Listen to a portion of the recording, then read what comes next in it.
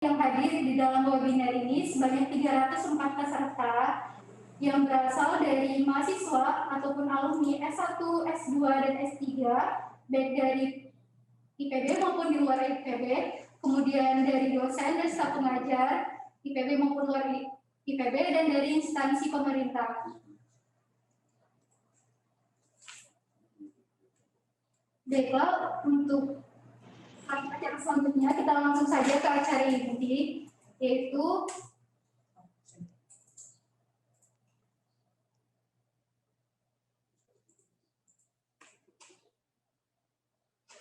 hari ini kegiatan kita akan dimoderatori oleh Ibu Dr. Insinyur Tri Asmira Damayanti, MSc Anggaran. Ibu Tri Asmira Damayanti merupakan staf pengajar Departemen Proteksi Tanaman Fakultas IPB dan merupakan sekretaris Prodi Fitopatologi Departemen PTN IPB. Ibu Tri menyelesaikan S1-nya di jurusan Hama dan Penyakit Tumbuhan Fakultas IPB dan menyelesaikan program S2 dan S3-nya di Kyoto University. Sampai dengan tahun 2021, Ibu Tri aktif untuk melakukan riset. Untuk tahun 2021, Ibu Tri sedang melakukan riset terkait eksistensi Tobamovirus pada tanaman hortikultura. Baiklah, tidak memperpanjang waktu lagi, kepada Ibu Tri, waktu dan tempat saya persilakan. Baik, Assalamualaikum warahmatullahi wabarakatuh.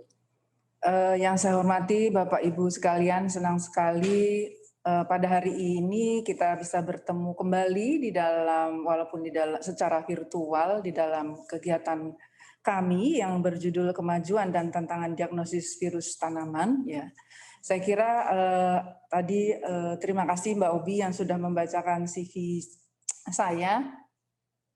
Kemudian bersama untuk mempersingkat waktu, karena pada hari ini untuk terkait topik yang tadi saya sebutkan terkait dengan kemajuan dan tantangan di dalam diagnosis penyakit virus tanaman, ini ada 3 presenter yang akan hadir pada hari ini mempresentasikan, memaparkan tentang topik-topik terkait, ya, terutama tentang kemajuan teknik diagnosis penyakit virus yang terkini. Untuk yang pertama, untuk mempersingkat waktu, saya akan membacakan sedikit tentang presenter yang pertama, yaitu Profesor Dr. Insinyur Sri Hendrastuti Hidayat MSc. Beliau adalah staf pengajar Departemen Proteksi Tanaman IPB dan sekaligus menjadi Kepala Divisi Penyakit Tumbuhan Departemen Proteksi Tanaman IPB. S1 beliau itu dari jurusan yang sama dengan saya, jurusan Ilmu Hama dan Penyakit Tumbuhan Fakultas IPB. Lalu S2 dan S3 beliau menamatkannya dari Wisconsin, University of Wisconsin di Madison, USA. Kemudian pengalaman riset beliau ini, beliau sangat terkenal dengan penelitian yang terkait dengan begomovirus yang sampai saat ini yang didanai dari berbagai sumber sumber pendanaan. Kemudian beliau juga banyak meneliti akhir-akhir ini terkait dengan virus pada bawang merah dan bawang putih, ya, mulai dari deteksi, identifikasi, distribusi sampai bagaimana caranya mengeliminasi virus. Lalu sampai sekarang, sejak tahun 2015 sampai sekarang beliau aktif meneliti terkait dengan banana bunching-top virus.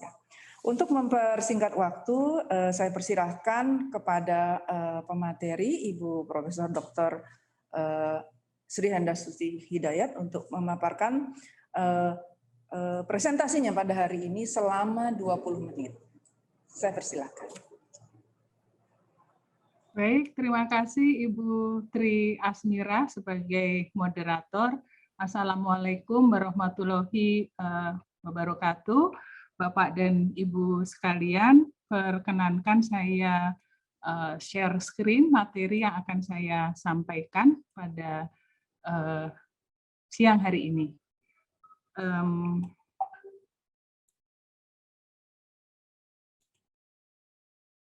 Mudah-mudahan sudah terlihat di layar materi saya. Oke, baik Bapak dan Ibu, Judul dari presentasi saya pada siang hari ini adalah metode deteksi virus tanaman. Kita melihatnya dari masa ke masa.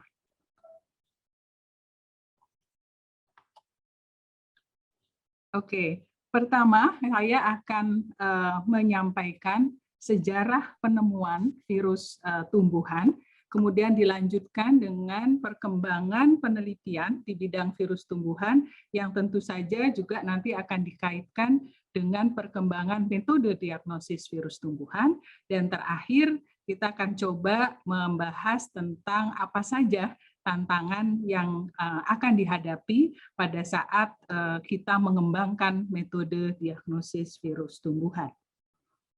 Baik, yang pertama, siapa yang tidak kenal dengan gambar ini? Ini adalah gejala virus mosaik tembakau atau tobacco mosaic virus atau disingkat TMV. Ini adalah virus pertama yang diidentifikasi. Jadi jangan salah, dari sekian banyak virus yang sekarang kita kenal, terakhir adalah coronavirus COVID-19. Virus yang pertama diidentifikasi di dunia itu adalah virus yang menginfeksi tumbuhan, dan itu adalah TMV atau tobacco mosaic virus. Jadi menunjukkan bagaimana ilmu penyakit tumbuhan itu sudah penting ya sejak zaman dahulu kala. Nah, siapa yang menemukan TMV? Saya kira ini kita perlu juga ya mengetahuinya. Adalah seorang Adolf Meyer, seorang saintis, seorang ilmuwan yang bekerja di Wageningen, Belanda. Beliau mendapat laporan dari lapangan, jadi ini awal mulanya adalah laporan dari lapangan bahwa ada gejala mosaik pada tanaman tembakau yang sangat merugikan dan sangat merusak. Nah, beliau melakukan penelitian mulai pada tahun 1886 dan membuktikan bahwa cairan atau ekstrak tanaman sakit, tanaman yang menunjukkan gejala mosaik, ini bisa menularkan penyakit tersebut. Nah, sehingga Adolf Meyer menyimpulkan bahwa penyebabnya itu adalah suatu senyawa kimia yang terkandung di dalam ekstrak tanaman atau disebabkan oleh sejenis bakteri yang memang belum diketahui sebelumnya. Perlu saya tambahkan di era abad 1800, penelitian tentang fungi dan bakteri memang sudah banyak berkembang pada saat itu. Nah, di tempat yang berbeda, di Rusia, di sini, Dmitri Ivanovsky, seorang ilmuwan yang ahli di bidang mikrobiologi, melakukan penelitian yang sama tentang penyakit mosaik pada tembakau. Satu hal yang dilakukan berbeda oleh Ivanovsky adalah dia melakukan penyaringan, ya, penyaringan ekstrak tanaman. Jadi ekstrak tanaman itu disaring melalui suatu saringan yang biasa digunakan oleh peneliti-peneliti mikrobiologi untuk membebaskan suatu cairan dari bakteri. Jadi saringan ini untuk mengurangi adanya kontaminasi bakteri. Tapi ternyata cairan perasan tanaman tembakau sakit setelah dilalui filter bakteri ini masih bersifat infeksius, artinya masih bisa menimbulkan penyakit. Sehingga Ivanovsky menyimpulkan bahwa penyebabnya bukan suatu jenis bakteri. Kalaupun itu bakteri, penyebab penyakitnya adalah toksin yang dihasilkan oleh bakteri. Jadi masih tanda tanya, apa penyebab penyakit mosaik pada tembakau. Kemudian hadirlah Martinus Beijering pada tahun 1898. Beijering ini adalah ilmuwan atau ahli ya di bidang biologi, dan sebetulnya Beijering ini adalah rekan penelitian dari Adolf Meyer. Jadi melakukan penelitian juga di Wageningen, Belanda. Dia mulai bekerja dengan mosaik, penyakit mosaik pada tembakau, melakukan metode yang sama dengan Ivanovsky dan Adolf Meyer, menggunakan saringan bakteri, Chamberlain filter namanya waktu itu. Kemudian dia menambahkan juga perlakuan pemanasan, ya ternyata baru pada suhu 90 derajat Celcius cairan tersebut sudah tidak infeksius lagi. Ini salah satu karakter yang sampai sekarang juga kita masih gunakan. Nah, Bejering menyimpulkan bahwa penyebab mosaik pada tembakau itu adalah suatu cairan yang bersifat hidup. Dan kemudian karena belum ada nama ya untuk suatu cairan yang bersifat hidup, Bejering menyebutnya dengan memberi nama dengan virus. Jadi Bejering lah orang yang pertama kali menggunakan nama virus ya untuk penyebab penyakit. Oleh karena itu Bejering kemudian dikenal sebagai Father of Virology. Nah, bagaimana para pionir-pionir ini melakukan penelitian tentang TMV ini pada abad 18-19. Saya mendapatkan satu dokumentasi gambar, ya ini Bejering yang sedang melakukan penelitian di laboratorium di Belanda, ya, dan Bapak Ibu bisa lihat alat-alat yang ada di laboratorium ini merupakan alat-alat standar saja dari suatu lab kimia dan lab mikrobiologi. Tapi dari kondisi laboratorium yang seperti ini, para pionir-pionir ini berhasil menguak misteri tentang penyakit mosaik pada tembakau. Dan saya juga dapat dokumentasi gambar saringan bakteri ya yang saat itu disebut Pasteur-Chamberlain filter. Jadi ini filter ini ditemukan oleh Chamberlain. Chamberlain ini adalah muridnya Louis Pasteur. Kita semua tahu siapa Louis Pasteur. Dan ini digunakan untuk tadi yang saya katakan ya menghilangkan kontaminasi bakteri dari suatu cairan. Di sini pori-pori saringan itu adalah 0,1 sampai 1 mikron atau sekitar 100 sampai 1000 nanometer karena nanomikro karena ukuran bakteri ya rata-rata ukuran bakteri itu 0,2 sampai 2 mikron sehingga kalau dilewatkan di saringan ini bakteri akan tertahan. Tapi ternyata tadi cairan tanaman tembakau sakit masih bersifat infeksius. Karena apa? Karena ukuran partikel virus, ya TMV dalam hal ini, itu panjangnya hanya 300 nanometer, diameternya 18 nanometer. Jadi memang sangat-sangat kecil, ya sehingga bisa melalui saringan atau pori-pori saringan bakteri ini. Itu sedikit sejarah penemuan virus. Nah, setelah penemuan virus atau penemuan TMV, banyak penelitian-penelitian dilakukan untuk mempelajari lebih jauh lagi sifat-sifat virus tumbuhan. Saya bisa lihat dari beberapa paper, artikel-artikel ilmiah, era penelitian virus tumbuhan secara garis besar dibagi menjadi 5 periode besar. Yang pertama, periode tahun 1900 sampai 1925, ini periode yang sangat awal, semua orang belum tahu akan mulai dari mana penelitiannya, sehingga semua masih dalam tahap coba-coba ingin mengkarakterisasi virus. Ya, jadi banyak penelitian tentang penularan, kemudian penelitian tentang gejala-gejala penyakit yang disebabkan oleh virus. Kemudian tahun 1925 sampai 1950 ini era di mana bidang biokimia itu sedang berkembang pesat, ya, dan ini mempengaruhi tema-tema penelitian di berbagai bidang, termasuk di bidang virus tumbuhan.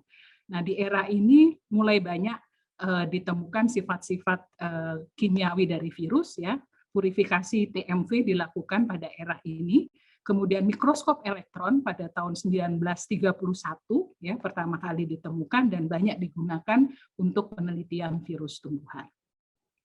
Selanjutnya periode 1950 sampai 1975.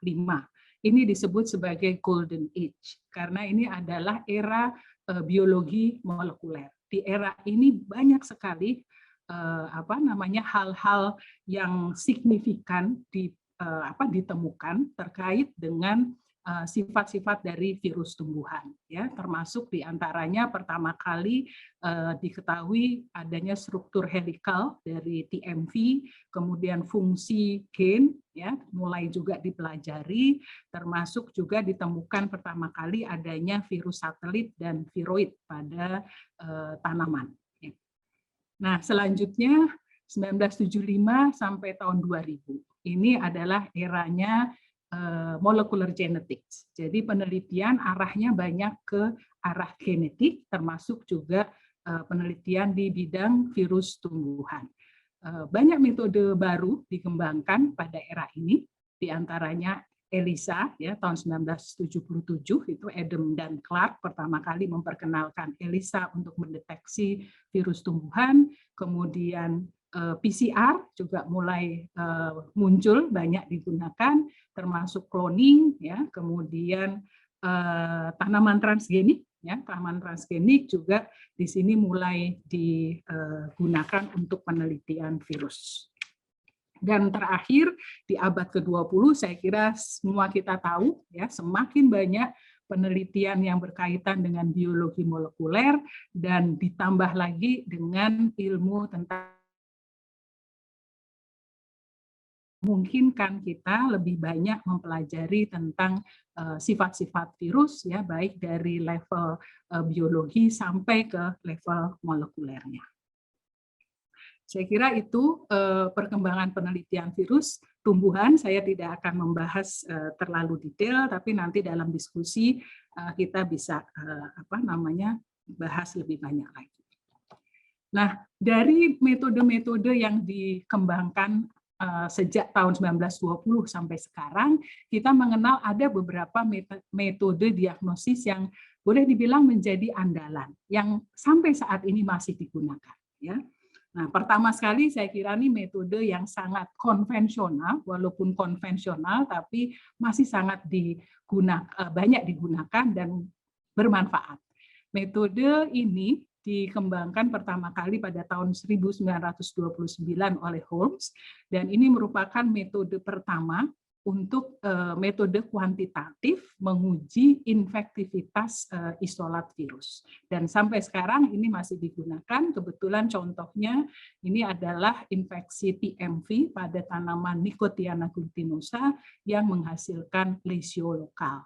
Jadi infektivitas virus bisa kita estimasi dari jumlah lesio lokal yang muncul pada tanaman glutinosa sebagai tanaman indikator.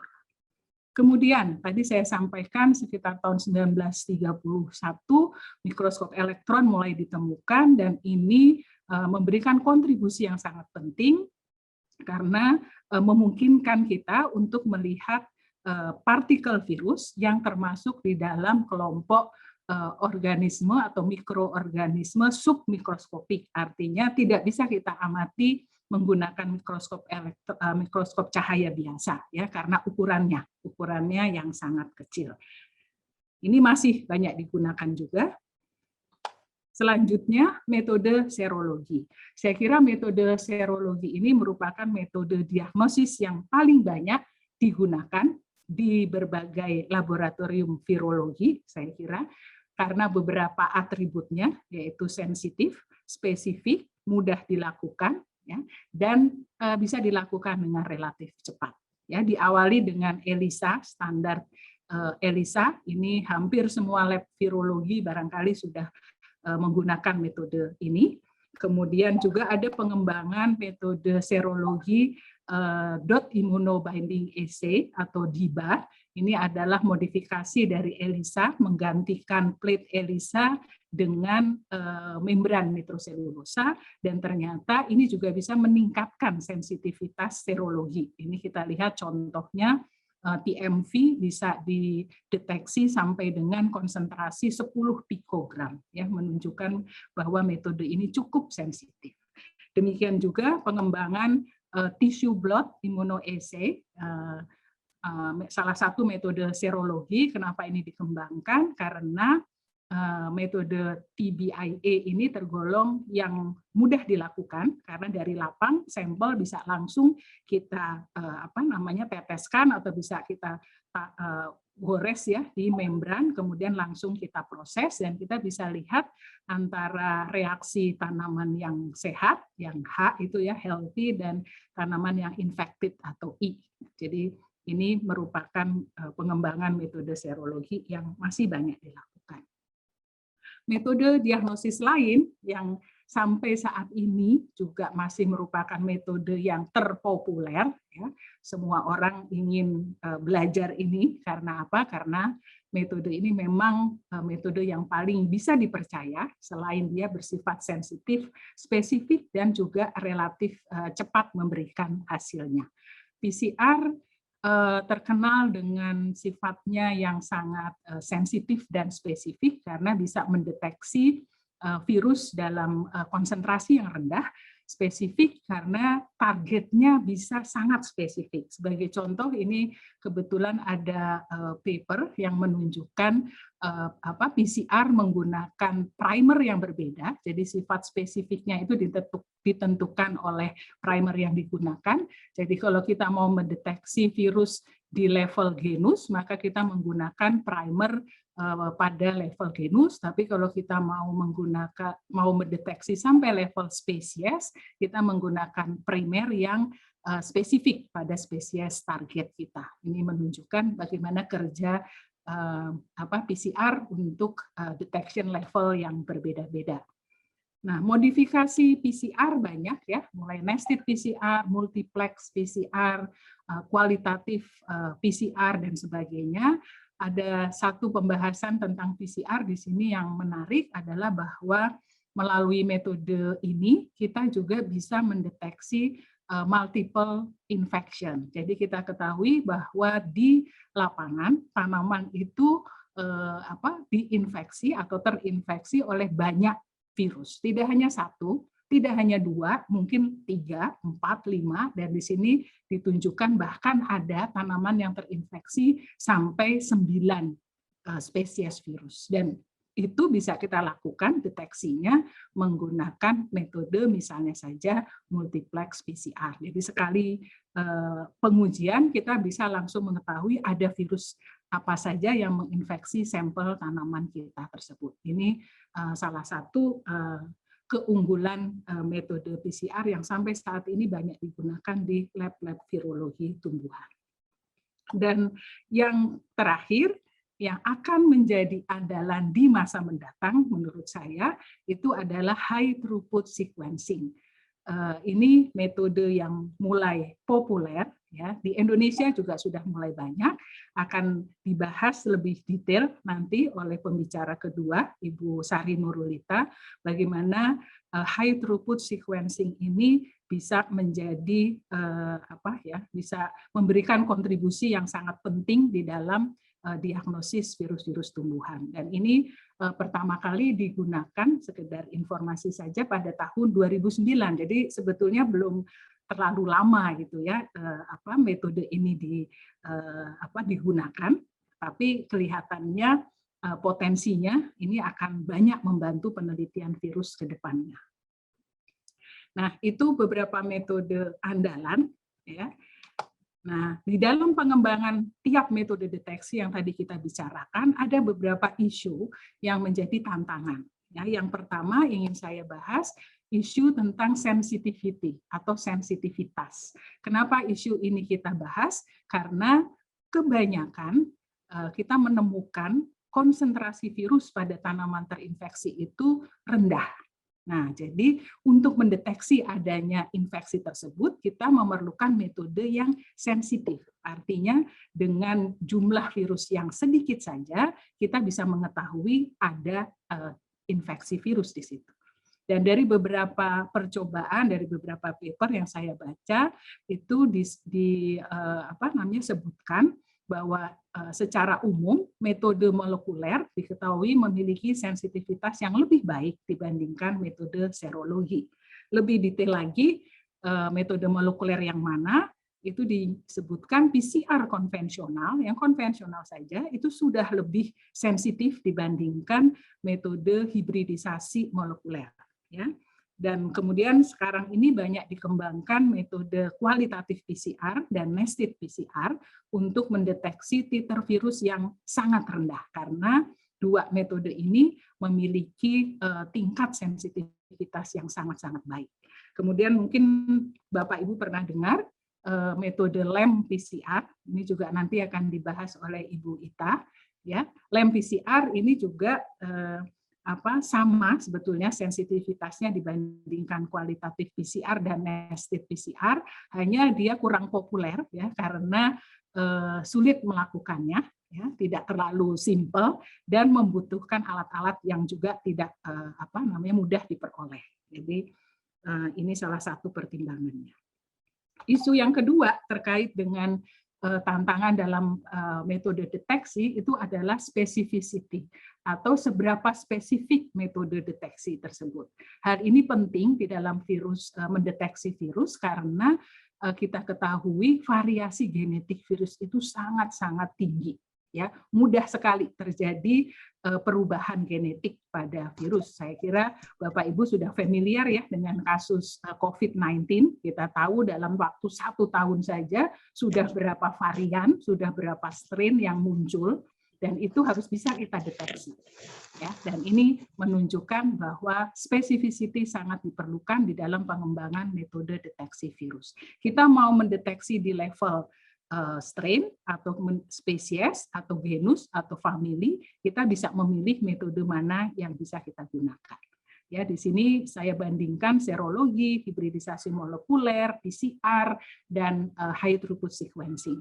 Semuanya bisa mendeteksi sampai level spesies, saya kira sudah cukup ya, genus spesies, tapi ada beberapa metode, misalnya HTS, ini high throughput sequencing, yang ternyata nanti akan dijelaskan Bu Ita, bisa juga mendeteksi virus baru. Ini akan menjadi menarik ya, karena sesuatu yang belum pernah diketahui sebelumnya. Dan yang terakhir, salah satu tantangan juga ini adalah terkait dengan adanya periode inkubasi atau periode laten dari infeksi virus. Jadi kita semua tahu biasanya sebagai seorang fitopatologis ya, indikasi tanaman sakit itu biasanya adalah munculnya gejala visual. Tapi sayangnya untuk beberapa patogen termasuk virus ini diperlukan periode inkubasi atau periode laten yang cukup panjang ya untuk memunculkan gejala visual karena banyak faktor internal maupun faktor eksternal. Nah, kalau kita mendeteksi menunggu sampai gejala muncul, wah ini bisa-bisa udah terlalu terlambat ya kalau kita kaitkan dengan strategi pengendaliannya. Maka diperlukan metode deteksi yang bisa mengenali infeksi sedini mungkin ya, jadi sifatnya early detection method. Serologi pernah dicoba tapi dia kurang sensitif. PCR bisa, jadi bisa mendeteksi tanaman yang belum bergejala ya, tapi PCR-nya positif. Ini sudah ada yang membuktikan. Nah, dalam webinar ini Pak Asmar akan bercerita ya, menguraikan tentang potensi penggunaan citra ya, penggunaan citra tanaman untuk mengetahui apakah tanaman ini sehat atau sakit. Jadi dari perubahan warna, perubahan suhu, kita akan mendapat clue ya, mendapat petunjuk awal gitu ya, apakah tanaman ini sakit atau masih sehat gitu. Jadi nanti Pak Asmar akan cerita tentang mungkin hyperspektral dan thermal imaging. Saya kira itu yang bisa saya sampaikan sebagai pembuka untuk pembicara yang berikutnya, kedua dan ketiga. Saya mengucapkan terima kasih untuk perhatian Bapak dan Ibu sekalian. Ada satu quote saya ambil dari Louis Pasteur. Without laboratories, men of science are soldiers without arms. Jadi memang untuk pengembangan sains, pengembangan metode deteksi dalam hal ini virus tumbuhan, kita memerlukan laboratorium. tidak harus laboratorium yang canggih-canggih baru kita bisa melakukan sains. Apapun kondisi laboratorium yang kita miliki, kita harus berusaha semaksimal mungkin untuk menghasilkan suatu menguak suatu misteri ilmu pengetahuan. Saya kira itu yang ingin disampaikan oleh Louis Pasteur. Terima kasih atas perhatiannya. Saya cukupkan. Wassalamualaikum warahmatullahi wabarakatuh.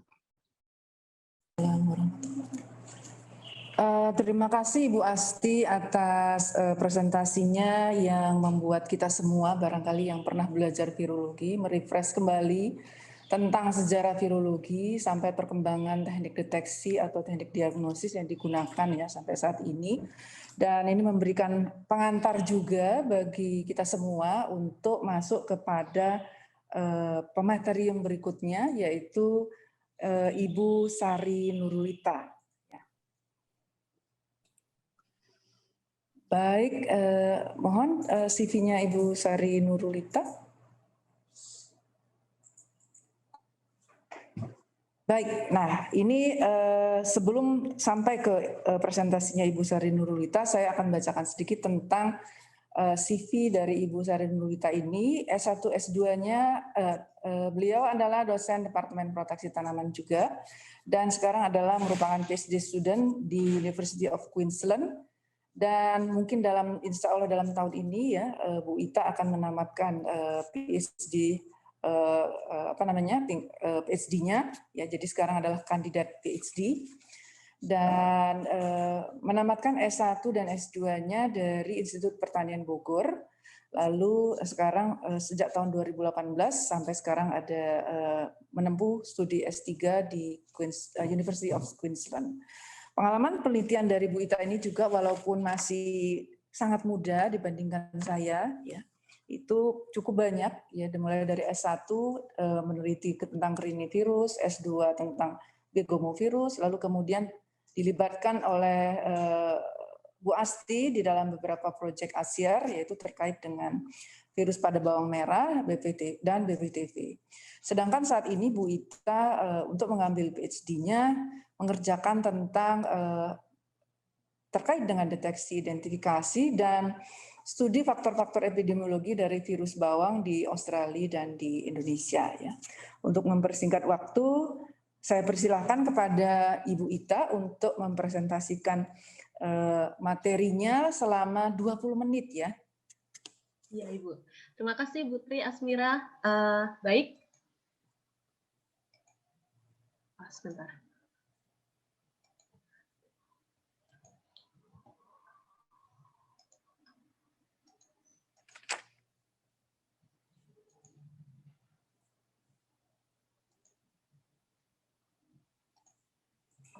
Baik, terima kasih Bu Tri. Assalamualaikum warahmatullahi wabarakatuh.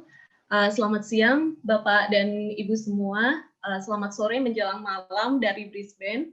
Perkenankan pada kesempatan kali ini saya berbagi materi terkait dengan teknik deteksi virus yang mana dapat berpotensi kita kembangkan ke depannya di Indonesia. Sebelum memulai, saya ingin membagikan sebuah ilustrasi bagaimana pentingnya teknik deteksi tanaman. Karena satu patogen itu bisa menimbulkan bervariasi gejala, atau variasi gejala tersebut bisa disebabkan oleh hanya satu patogen. Akan tetapi, ketika kita ingin melakukan suatu teknik deteksi, pada kasus ini misalkan adalah untuk virus, kita harus mempertimbangkan setidaknya 3 hal. Yang pertama itu kita harus tahu apa target virus kita. Kemudian yang kedua, apakah teknik deteksi yang akan kita pilih ini dapat dilakukan di laboratorium kita atau laboratorium target. Yang ketiga, yaitu kita harus tahu apa kelebihan dan keterbatasan dari masing-masing teknik deteksi yang kita pilih. Ini kaitannya dengan efisiensi, yaitu adanya jumlah sampel yang kita punya dan budget dari penelitian kita. Secara umum, teknik deteksi virus tumbuhan ini ada 6, namun pada kesempatan kali ini saya hanya akan fokus terkait dengan metode molekuler dan metode yang berbasis omik. Seperti yang sudah dijelaskan oleh Bu Asti di presentasi sebelumnya, teknik deteksi virus di Indonesia, khususnya virus tumbuhan, sebagian besar berbasis serologi dan molekuler. Nah, untuk teknik berbasis molekuler pada kesempatan kali ini, saya akan fokus menjelaskan tentang real-time PCR dan line PCR. Baik, real-time PCR ini dikenal juga dengan PCR berbasis kuantifikasi. Oleh sebab itu, supaya tidak rancu, biasanya orang menyebutnya sebagai qRT-PCR untuk virus-virus RNA dan qPCR untuk virus-virus DNA. Kalau pada PCR konvensional, biasanya kita untuk membedakan mana sampel yang positif dan negatif, itu biasanya berdasarkan pita DNA yang divisualisasi pada agarose gel. Akan tetapi, untuk real-time PCR ini, pembedanya itu adalah berdasarkan city value, atau singkatan dari cycle threshold. Akan tetapi, berdasarkan MyKey Guideline, istilah city value ini sekarang sudah diganti dengan CQ, atau Quantification Cycle. Apa itu? Itu adalah jumlah siklus di mana pada proses real-time PCR ini virus itu dapat dideteksi. Secara garis besar atau singkatnya, apabila suatu sampel kita, virus yang pada suatu sampel kita itu konsentrasinya tinggi atau titernya tinggi, maka CQ value-nya akan semakin sedikit. Begitu juga sebaliknya.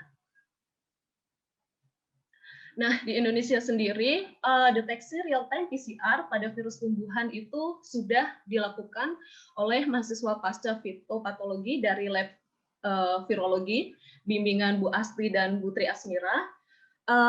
Ibu Dwi Bekti ini melakukan teknik deteksi real-time PCR pada virus tanaman tebu. Nah, pada kesempatan kali ini saya ingin memperlihatkan bahwa pada penelitian Bu Dwi ini ada perbandingan sensitivitas antara PCR konvensional dan real-time PCR. Dari sini terlihat bahwa dengan melakukan PCR konvensional ini teknik deteksi ini hanya bisa mendeteksi 2 dari 5 sampel. Akan tetapi dengan metode real-time PCR dengan sampel yang sama, ini dapat terdeteksi 4 dari 5 sampel. Sehingga kita bisa lihat bahwa real-time PCR ini lebih sensitif.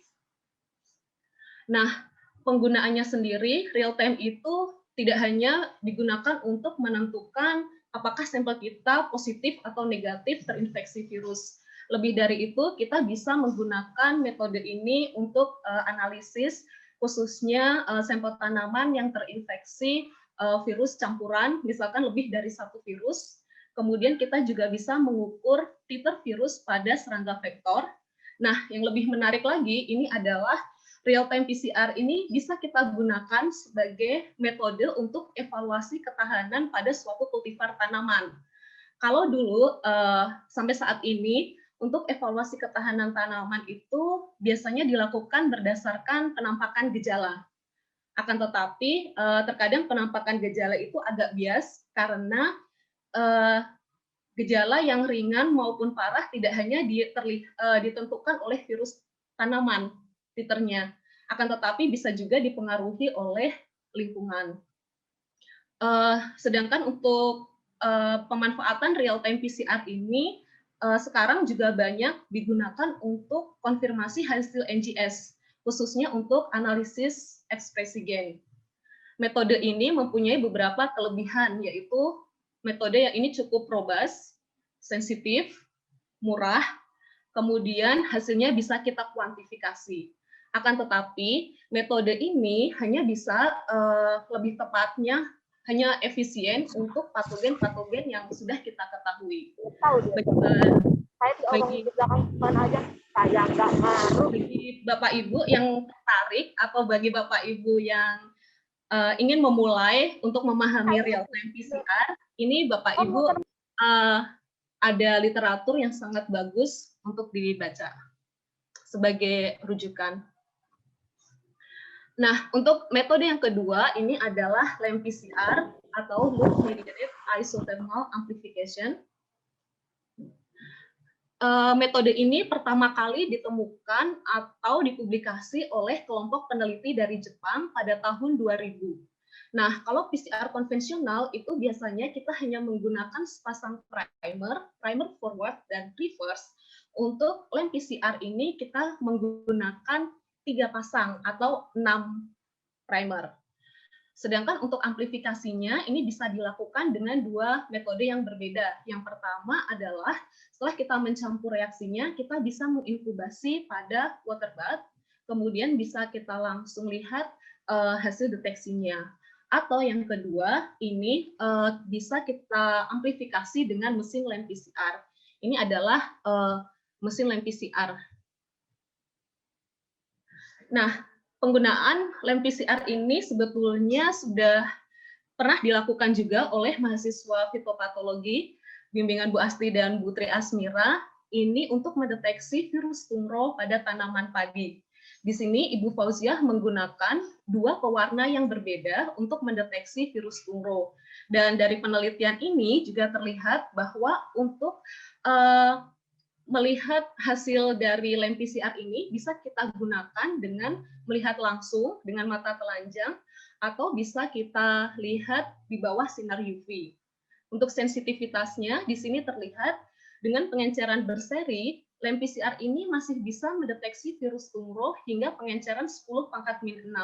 Sedangkan dengan PCR konvensional ini sudah tidak bisa terdeteksi lagi.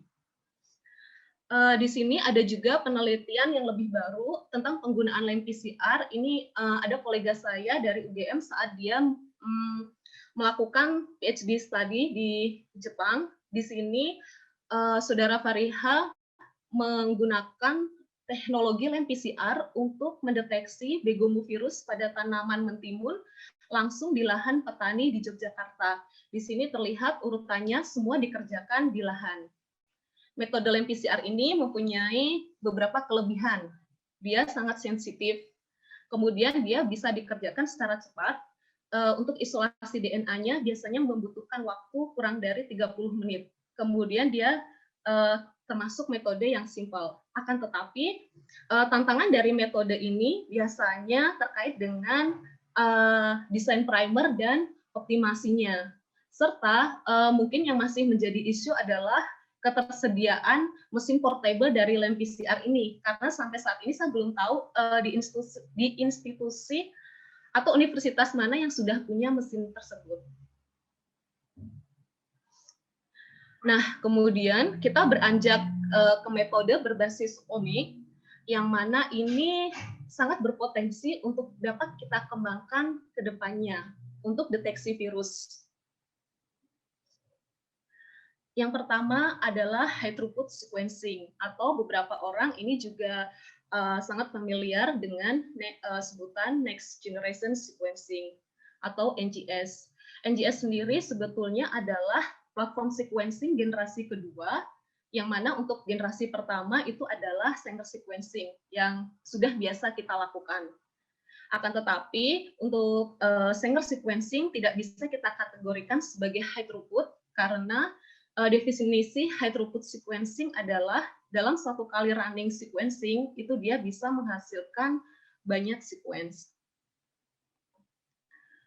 Untuk hasil dari NGS sendiri itu berupa sequence pendek. Umumnya itu panjangnya 100 hingga 300 base pair. Yang mana sequence pendek ini biasa disebut dengan reads.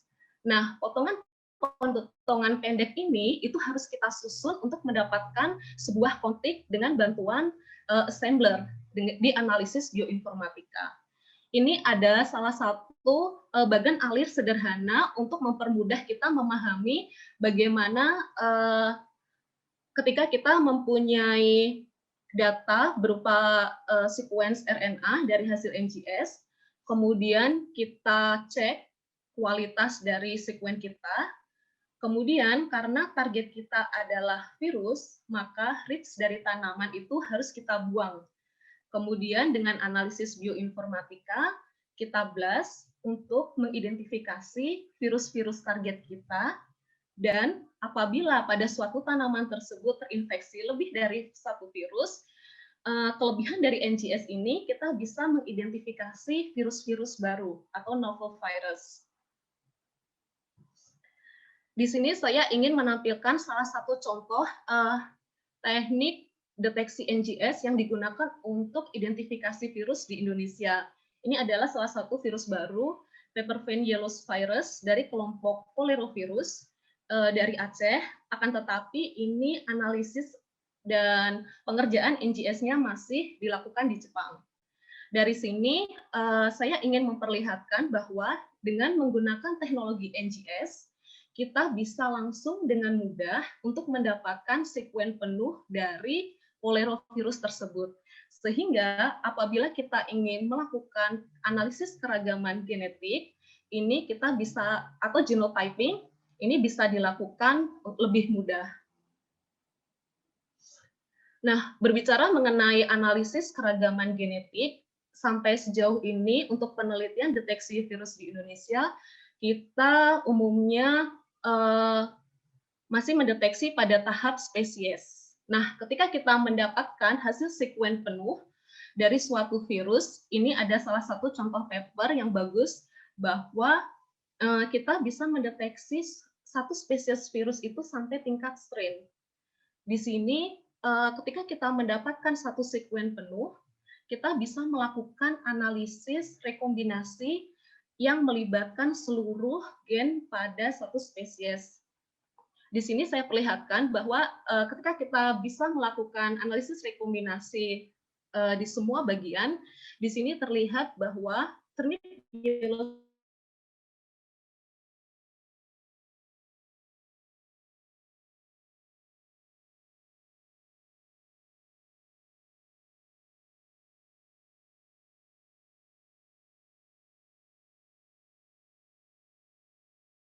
kita bisa pakai untuk analisis kuantitatif. Di sini ada paper ini memperlihatkan bahwa untuk kasus 4 spesies dari kelompok Alexivirus, kita bisa mengkuantifikasi atau menghitung titer virus pada beberapa organ tanaman yang berbeda.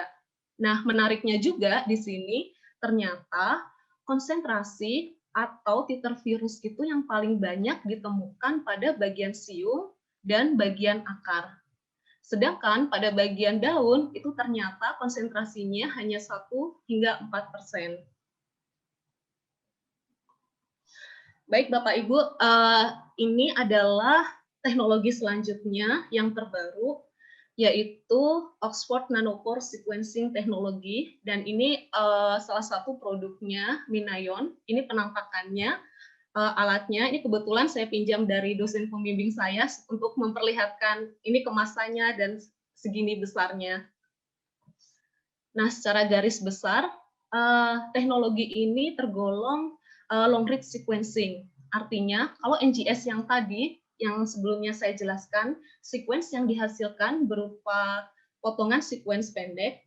Kalau menggunakan metode ini, sequence yang dihasilkan berupa sequence panjang, dari ribuan hingga ratusan ribu base pair. Dilihat dari bentuknya, ini sebesar USB, lebih besar sedikit, bisa langsung kita colokkan pada laptop. Ini termasuk portable sequencer karena bisa dibawa kemana-mana. Dan menurut platformnya, ini kategorinya adalah sequencing generasi ketiga. Teknologi ini hadir untuk menjawab keterbatasan pada NGS, di mana untuk NGS itu masih tergantung assembler untuk mendapatkan sequence penuhnya. Ini ada salah satu review paper menarik terkait dengan penggunaan Minayon untuk deteksi, identifikasi, dan analisis yang bisa kita lakukan langsung di lapangan. Nah, ini terlihat ada suatu lahan yang terinfeksi oleh virus, kita bisa langsung melakukan isolasi DNA di lapangan, kemudian proses sequencing-nya bisa kita lakukan saat itu juga.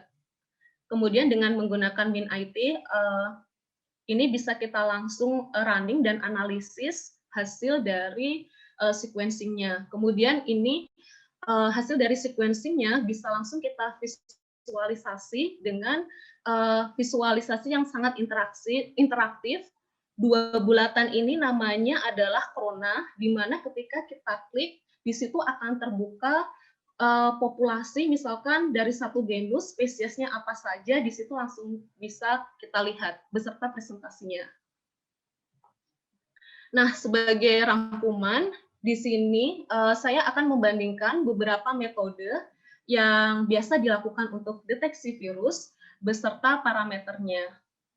Untuk discernibility, kemudian kemampuan untuk mendeteksi hingga tingkat strain, kemudian kemampuan untuk mendeteksi beberapa virus, sensitivitasnya, spesifitasnya, high throughput sequencing ini paling unggul. Akan tetapi untuk kuantifikasi ternyata real time ini lebih unggul dari HTS. Untuk terkait dengan banyaknya jumlah sampel, teknik ELISA ini dia lebih unggul karena terkait dengan efisiensinya.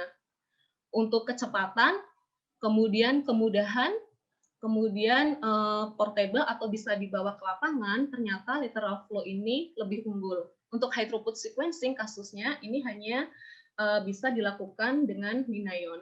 Sedangkan untuk kemudahan, ELISA dan lateral flow ini yang paling mudah. Nah, untuk mengembangkan suatu teknik deteksi virus tumbuhan itu tentu saja kita tidak dapat berjalan sendiri. Kita membutuhkan kolaborasi baik di dalam satu universitas atau antar universitas, atau kolaborasi dengan lembaga riset atau dengan karantina tumbuhan yang juga menggunakan banyak teknik deteksi, dengan kolaborasi dengan industri, utamanya industri benih terkait dengan sertifikasi kesehatan benih, dan petani selaku pengguna. Sebelum mengakhiri presentasi saya, di sini saya ada quotes yang sangat bagus dari sebuah buku lama, yaitu Famine on the Wind. Di sini disebutkan bahwa seorang fitopatologis atau plant pathologist yang terlatih itu dapat memberikan pelayanan yang terbaik untuk negaranya dan kemanusiaan ketika dia dapat mendeteksi dan menghentikan penyebaran dari suatu hama dan penyakit tanaman yang berbahaya sebelum dia menjadi established. Terima kasih. Wassalamualaikum warahmatullahi wabarakatuh. Baik, terima kasih Ibu Ita. Ini menarik sekali ya. Bagi saya juga ini merupakan hal baru tentang teknologi deteksi terkini ya. Rasanya di IPB juga sudah mulai menggunakan teknologi ini, NGS dan juga Minion tadi ya. Tapi itu masih terbatas penggunaannya di advanced research yang dimiliki IPB ya saat ini. Baik, saya kira ini cukup menarik. Saya tadi lupa juga menginformasikan bahwa sebaiknya Bapak Ibu apabila punya pertanyaan silahkan mengisi melalui chat atau juga bisa melalui raise hand. Nanti panitia akan mencatat ya. Jadi nanti pada saat sesi diskusi itu kita tinggal langsung saja menuju ke siapa yang raise hand dan siapa juga yang mengajukan pertanyaan lewat chat ya. Karena waktu diskusi kita itu sekitar 30 menit ya. Baik, terima kasih Ibu Ita, dan untuk berikutnya kita akan ke presenter atau pemateri berikutnya, yaitu silakan Bapak Asmar Hasan SPMP. Pak Asmar ini adalah dosen jurusan proteksi tanaman Universitas Halu Oleo dan sekarang sedang menempuh studi S3 di IPB University. Nah, beliau lulus dari S1 dan S2 itu di Universitas Halu Oleo, ya, bidangnya agronomi, namun beliau masih tetap setia dengan proteksi tanaman, ya, kelihatannya. Melalui pengalaman risetnya, yaitu pertama kali bekerja dengan Mycorrhiza arbuscular dikaitkan dengan pupuk kalium ya untuk mengendalikan penyakit layu fusarium. Ya.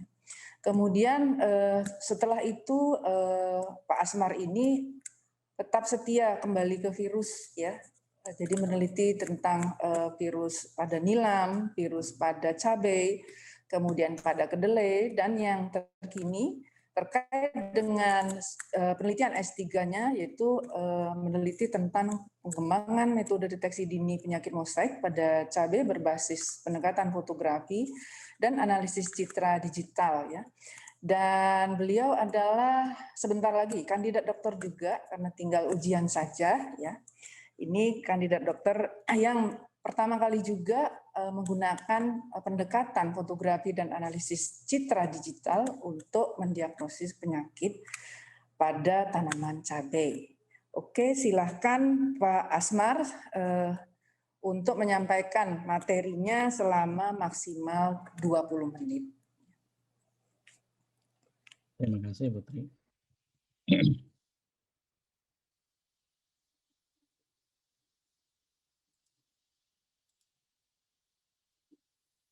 Assalamualaikum warahmatullahi wabarakatuh.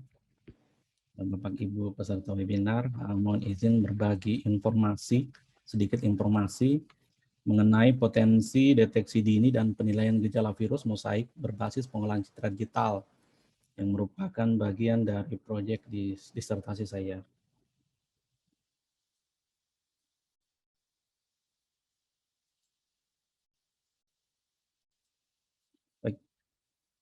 Di era industri 4.0 saat ini, metode deteksi dan penilaian gejala penyakit tanaman ini banyak dikembangkan ke metode berbasis sensor dan citra digital. Yang utamanya karena banyaknya keterbatasan pada metode konvensional yang menggunakan mata telanjang.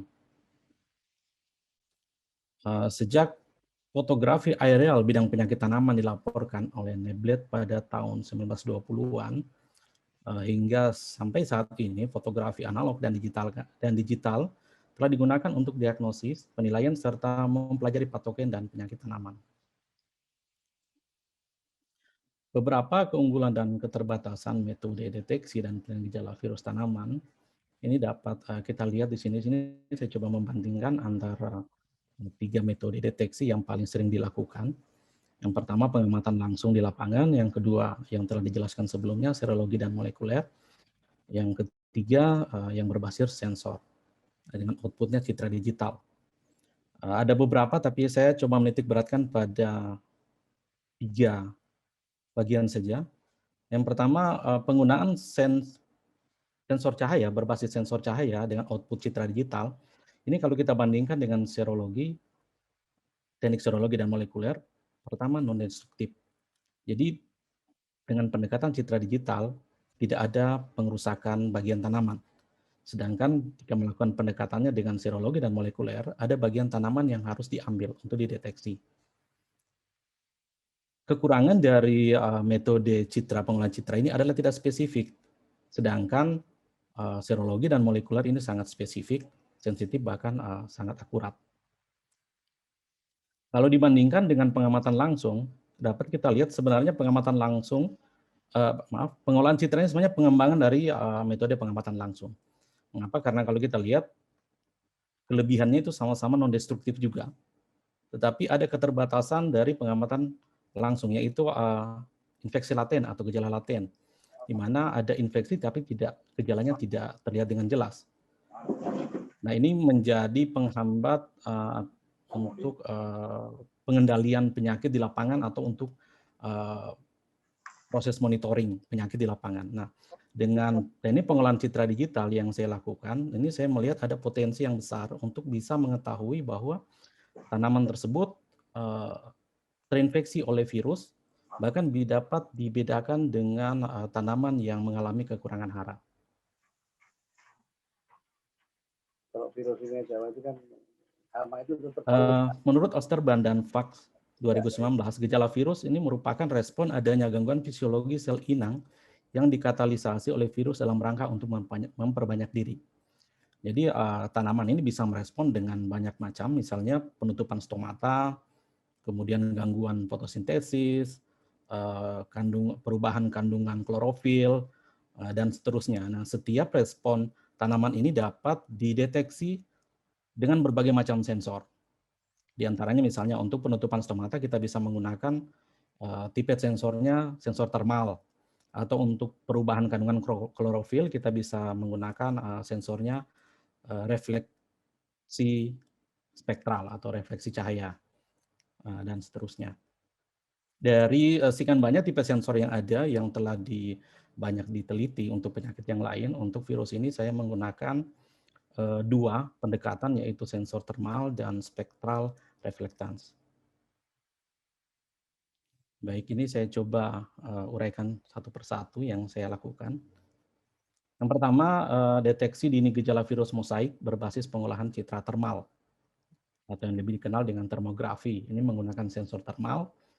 Jadi tahapannya yang pertama saya lakukan adalah merekam citra tanaman dengan menggunakan kamera termal.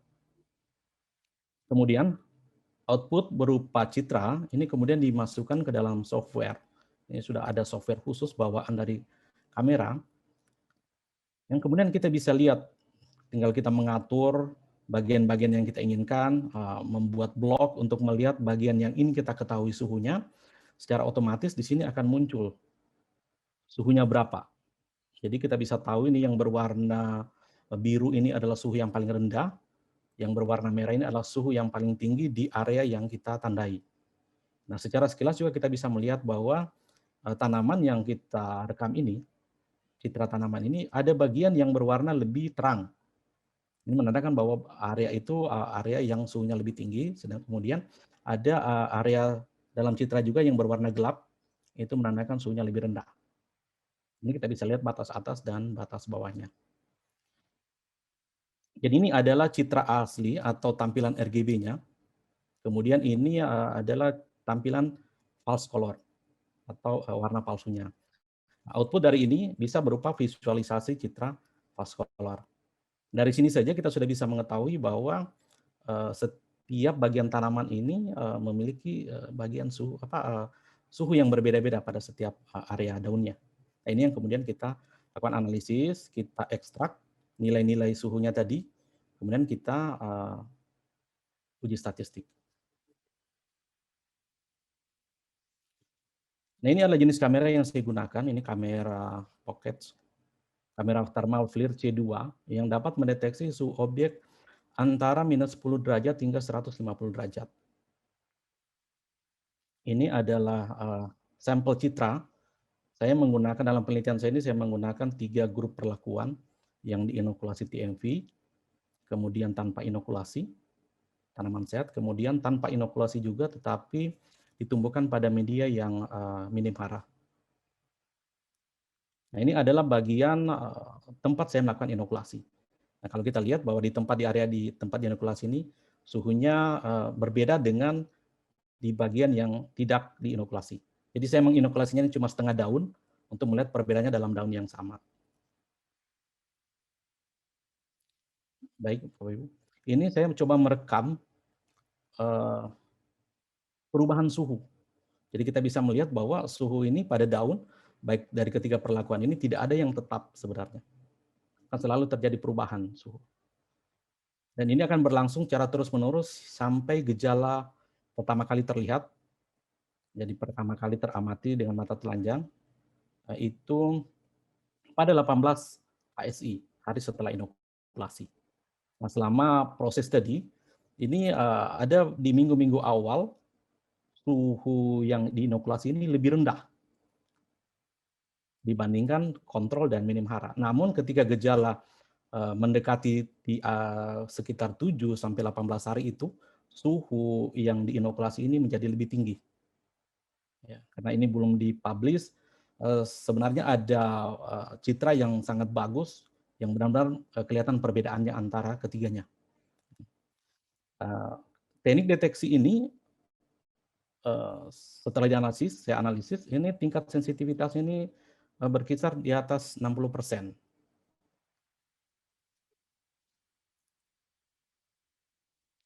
Yang kedua saya lakukan adalah masih menggunakan tanaman yang sama.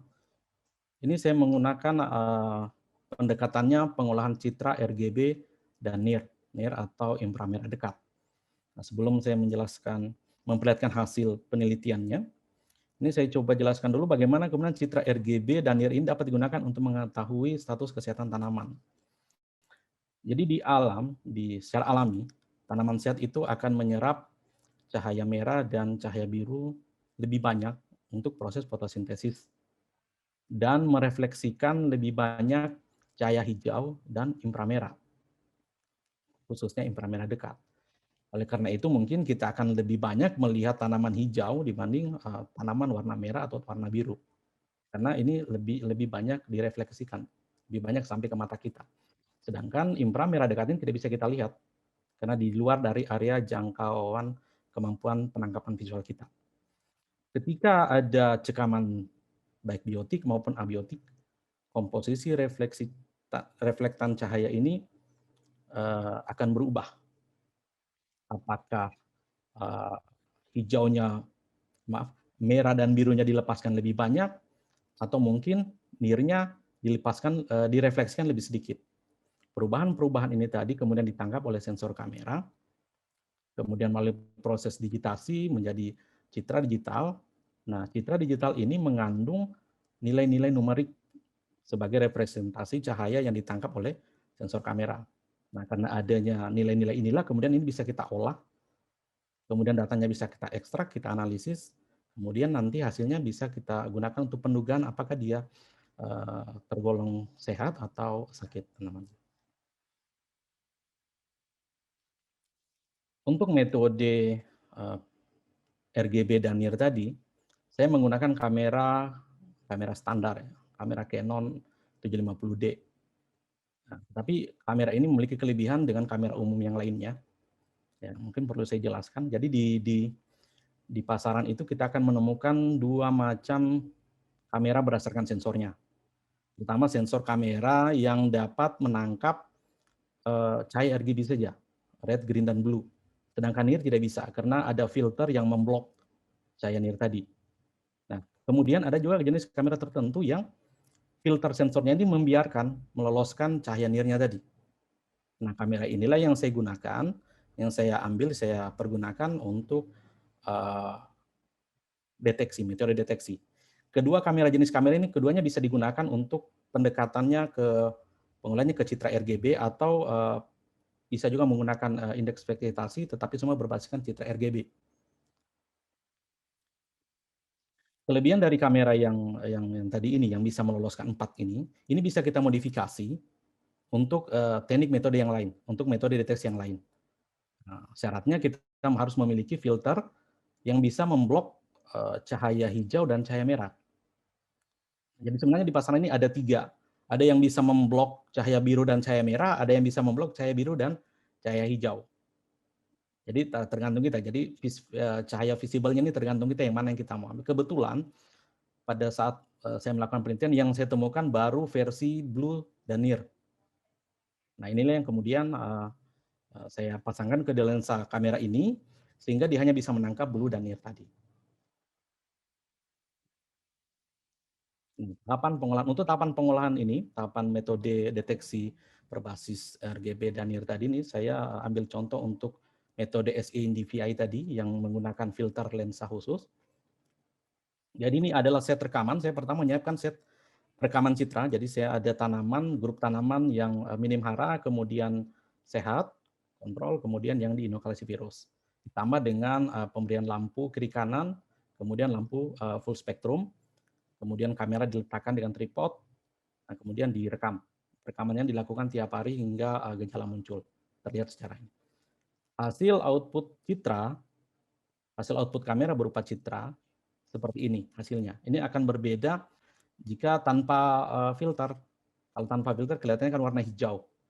Dengan penggunaan filter ini akan berubah karena yang ditangkap cuma biru dan NIR, jadi yang kelihatan dominan ini adalah warna biru gelap. Nah, kemudian citra ini kita masukkan, kita olah dengan software. Jadi saya menggunakan VG Imagery, jadi ada plugin khusus. Nah, jadi tinggal dimasukkan saja citranya, kemudian di setting seperti ini, kemudian di OK, hasilnya keluar seperti ini, sangat cepat.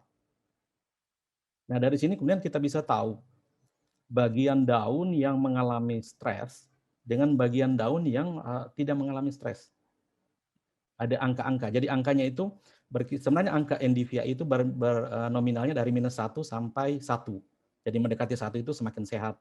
Tetapi ada beberapa tulisan yang menjelaskan yang termasuk vegetasi itu dimulai dari 0,01 hingga 1. Nah, jadi kita lihat ini sangat jelas perbedaan. Ini baru secara visual saja. Ini belum kemudian kita ekstrak datanya, kemudian lakukan analisis statistik.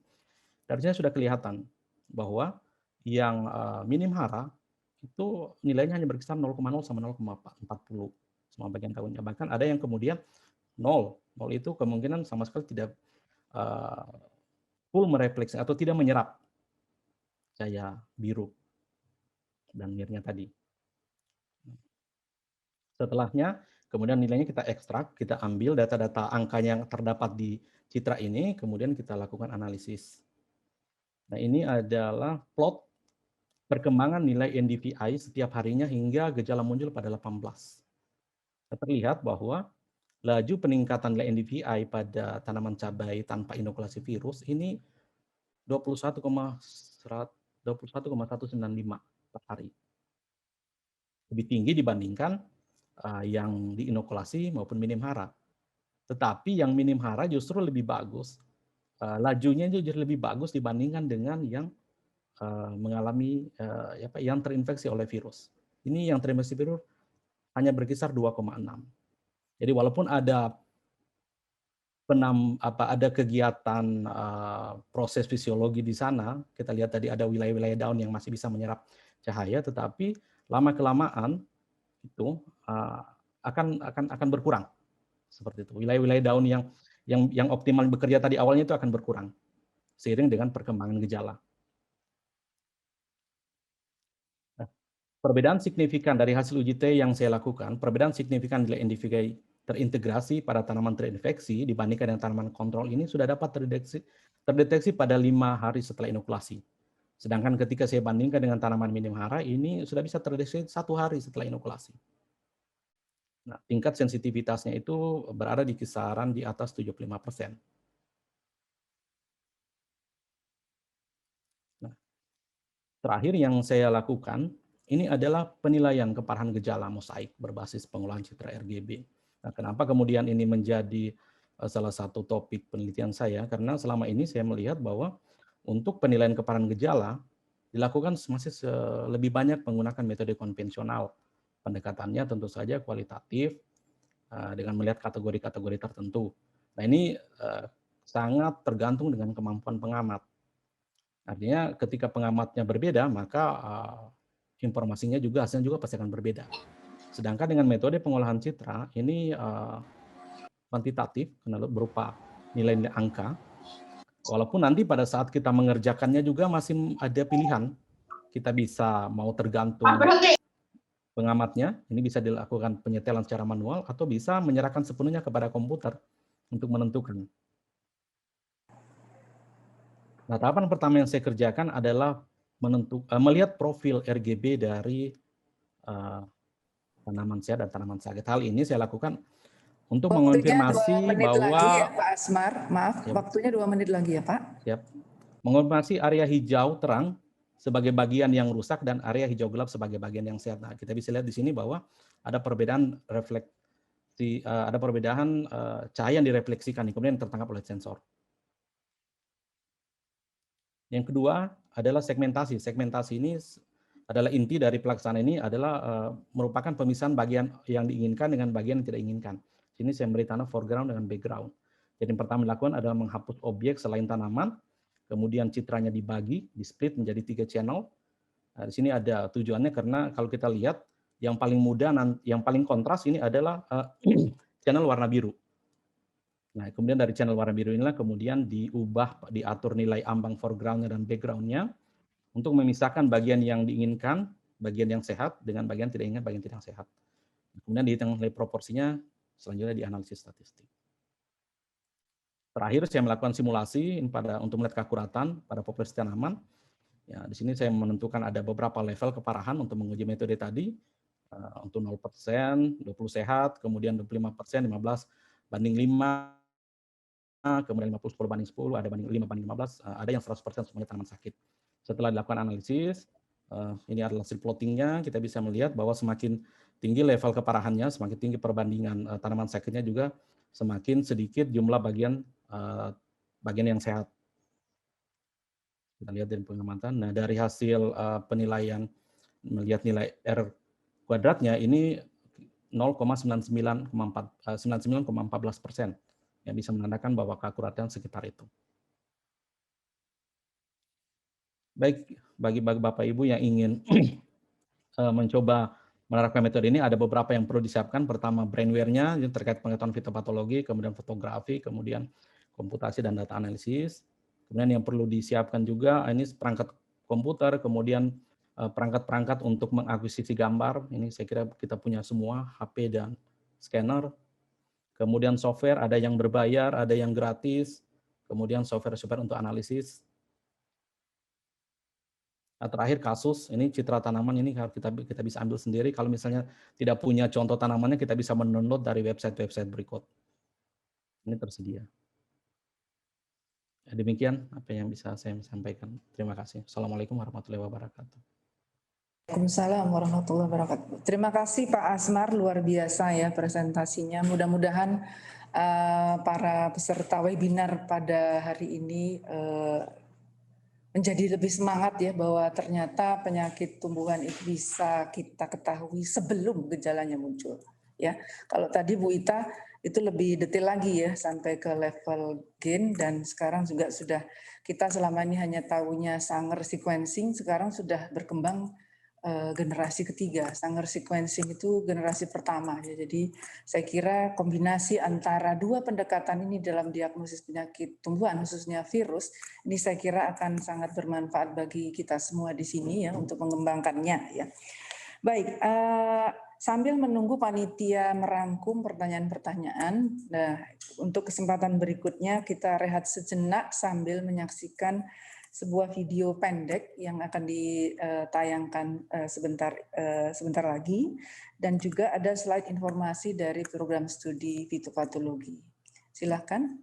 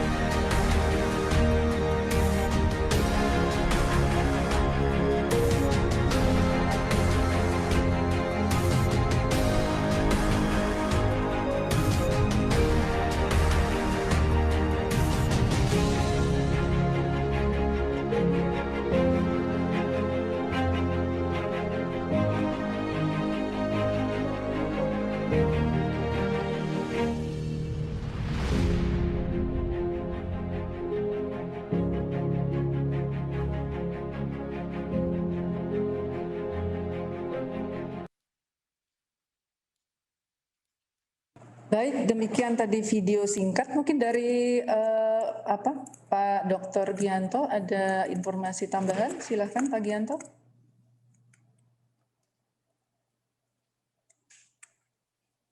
Pak Gianto.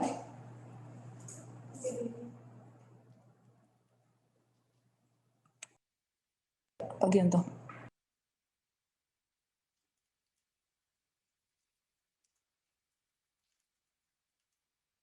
Pak Gianto masih di mute ya, suaranya belum kedengaran.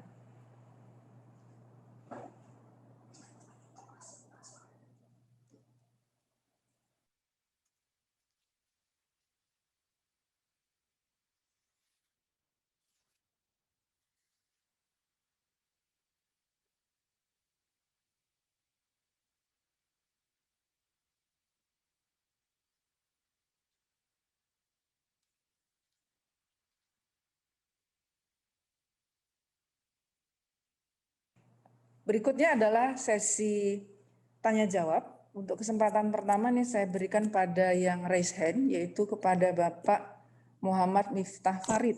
Silakan, Pak Miftah Farid.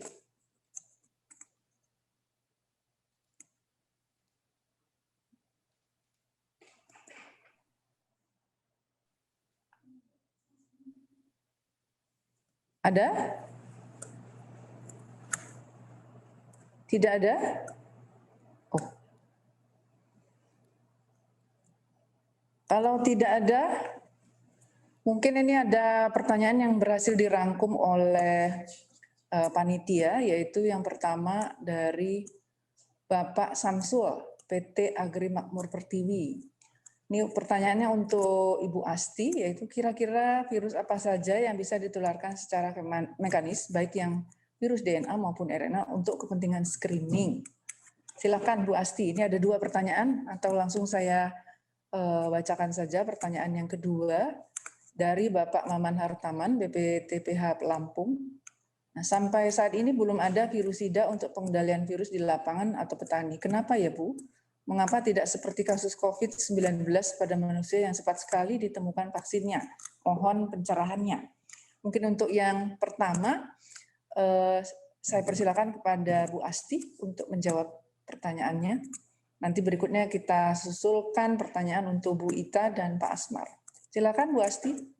Ya, terima kasih untuk pertanyaan yang sudah disampaikan terkait dengan jenis-jenis virus yang bisa ditularkan secara mekanis.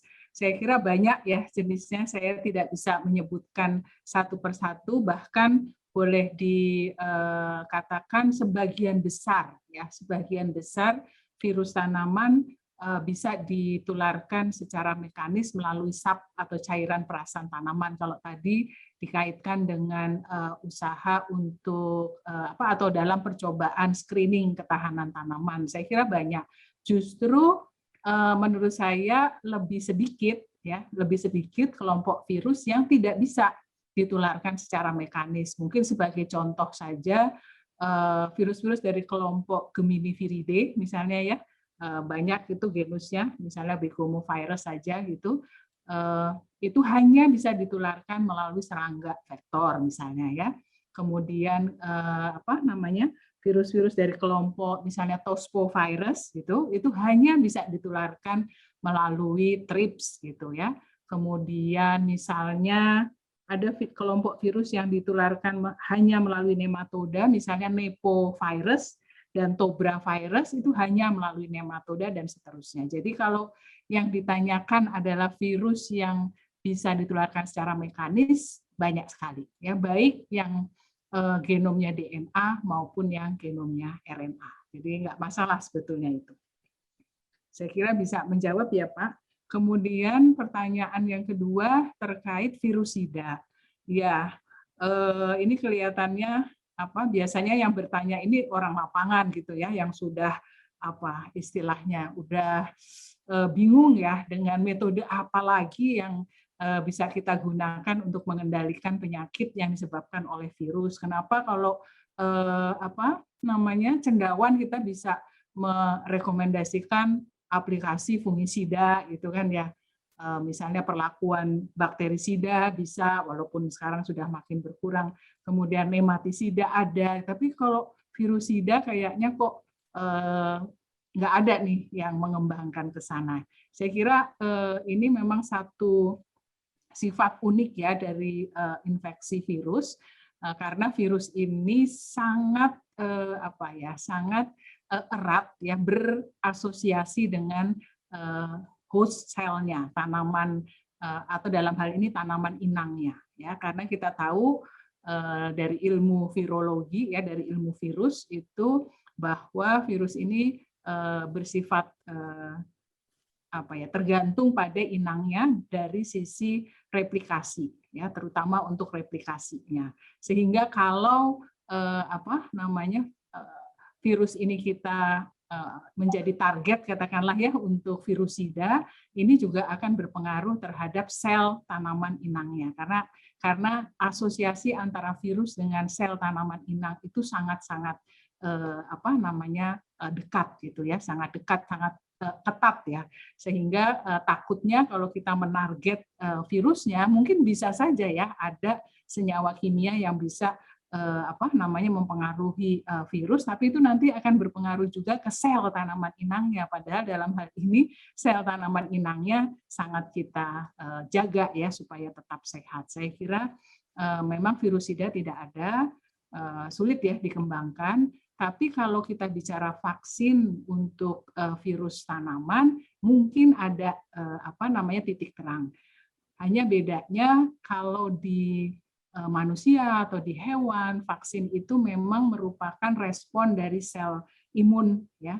Jadi terbentuknya antibodi itu, tapi kalau di tanaman kan kita tidak punya ya sel yang menghasilkan antibodi ya. Jadi mungkin mekanismenya agak berbeda. Ada memang istilah vaksin untuk tanaman, tapi sifatnya beda dengan pada hewan atau pada manusia. Mekanisme bekerjanya yang sama, yaitu meningkatkan sistem kekebalan sel atau tanaman. Jadi segala jenis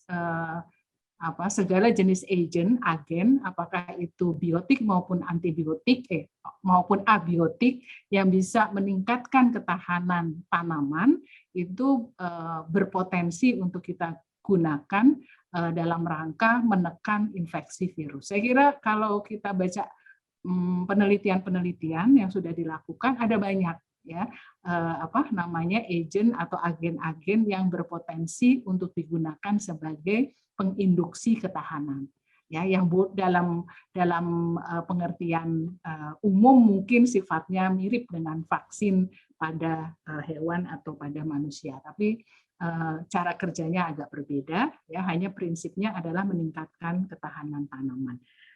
Kenapa sulit ya? Saya kira kalau kita punya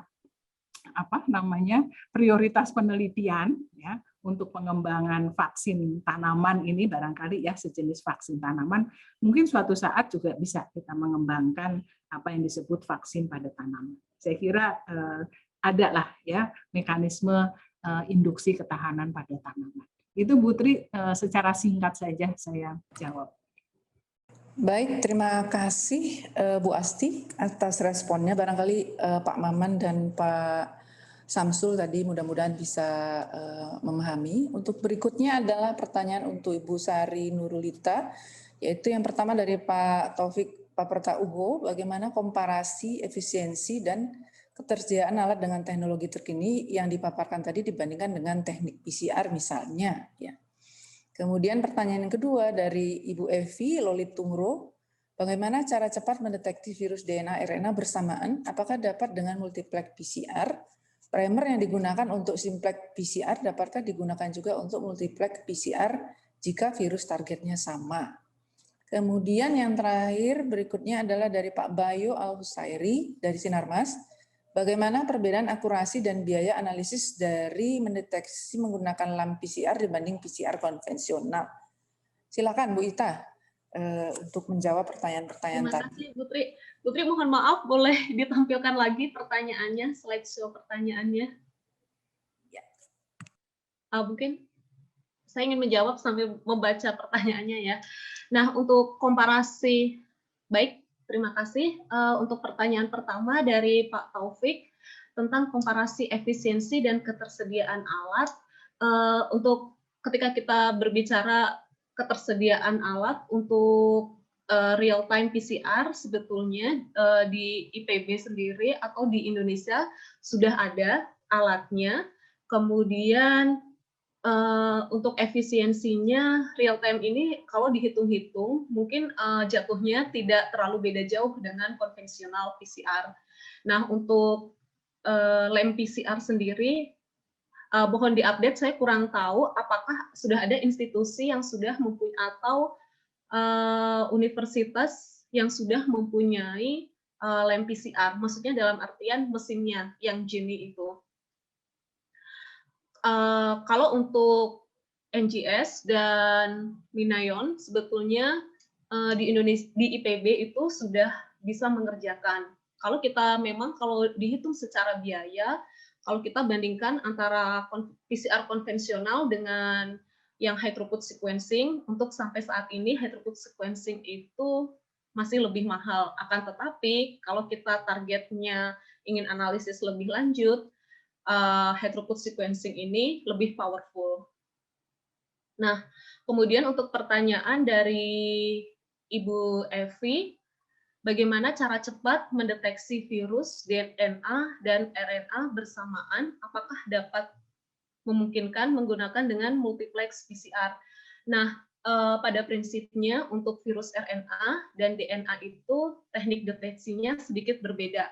Kalau kalau virus RNA kita membutuhkan proses yang namanya reverse transcriptase PCR dahulu, kemudian baru kita PCR. Atau untuk ketersediaan kit yang sekarang itu kita bisa melakukan one step, jadi template-nya berupa RNA, kemudian langsung kita bisa PCR. Akan tetapi untuk virus DNA dan virus RNA itu tidak bisa langsung kita gabung jadi satu program PCR.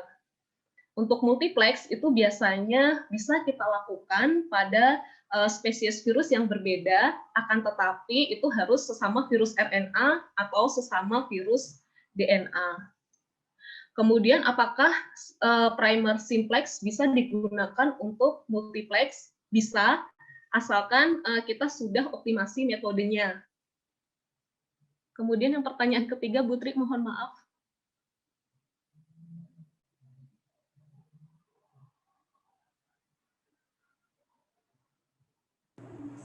Berikutnya, ya, Mbak, di ini saja, ditayangkan lagi aja. Sebentar ya, Bu Ita. Ya, tidak apa-apa, Bu Tri. Ini pertanyaan terakhir yaitu tentang, bukan yang itu, Bu Ita. Pak Bayo Al-Husairi, bagaimana perbedaan akurasi biaya analisa dari metode deteksi menggunakan lem PCR dan PCR konvensional? Baik, terima kasih atas pertanyaannya. Apabila kita hanya targetnya satu virus, untuk jumlah sampel yang banyak, mungkin lem PCR lebih hemat dan lebih efisien karena bisa digunakan dari lamanya waktu untuk ekstraksi sampel yang lebih cepat dan dia bisa dikerjakan langsung di lahan atau on-site.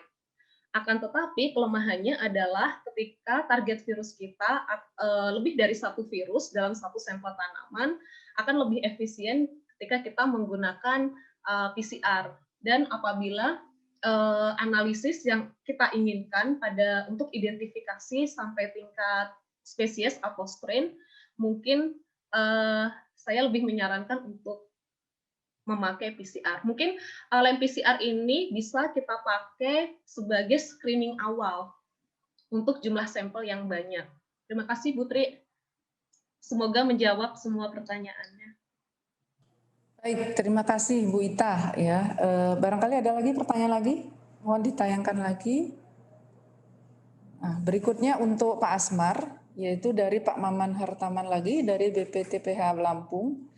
Dengan deteksi serangan virus menggunakan pendekatan digital, jika dihubungkan dengan metode pengendalian, apakah ada cara lain untuk eksekusi pengendalian virus di lapangan sebelum menggunakan cara eradikasi selektif yang selama ini sudah umum dilakukan?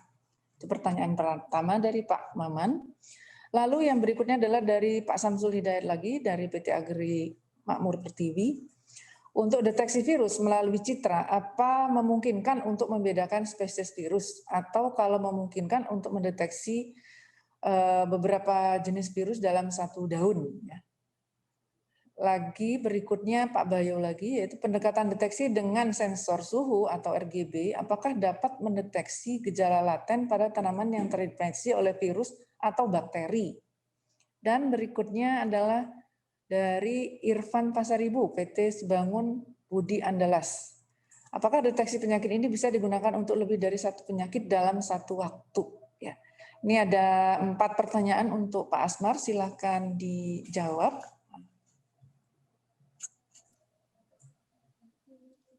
Baik, terima kasih pertanyaannya.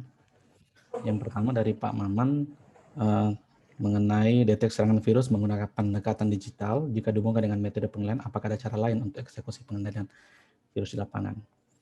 Jadi untuk saat ini Pak, yang saya lihat yang sangat cocok dengan metode pengendalian ini adalah tindakan preventif berupa screening awal sumber inokulum, khususnya di persemaian.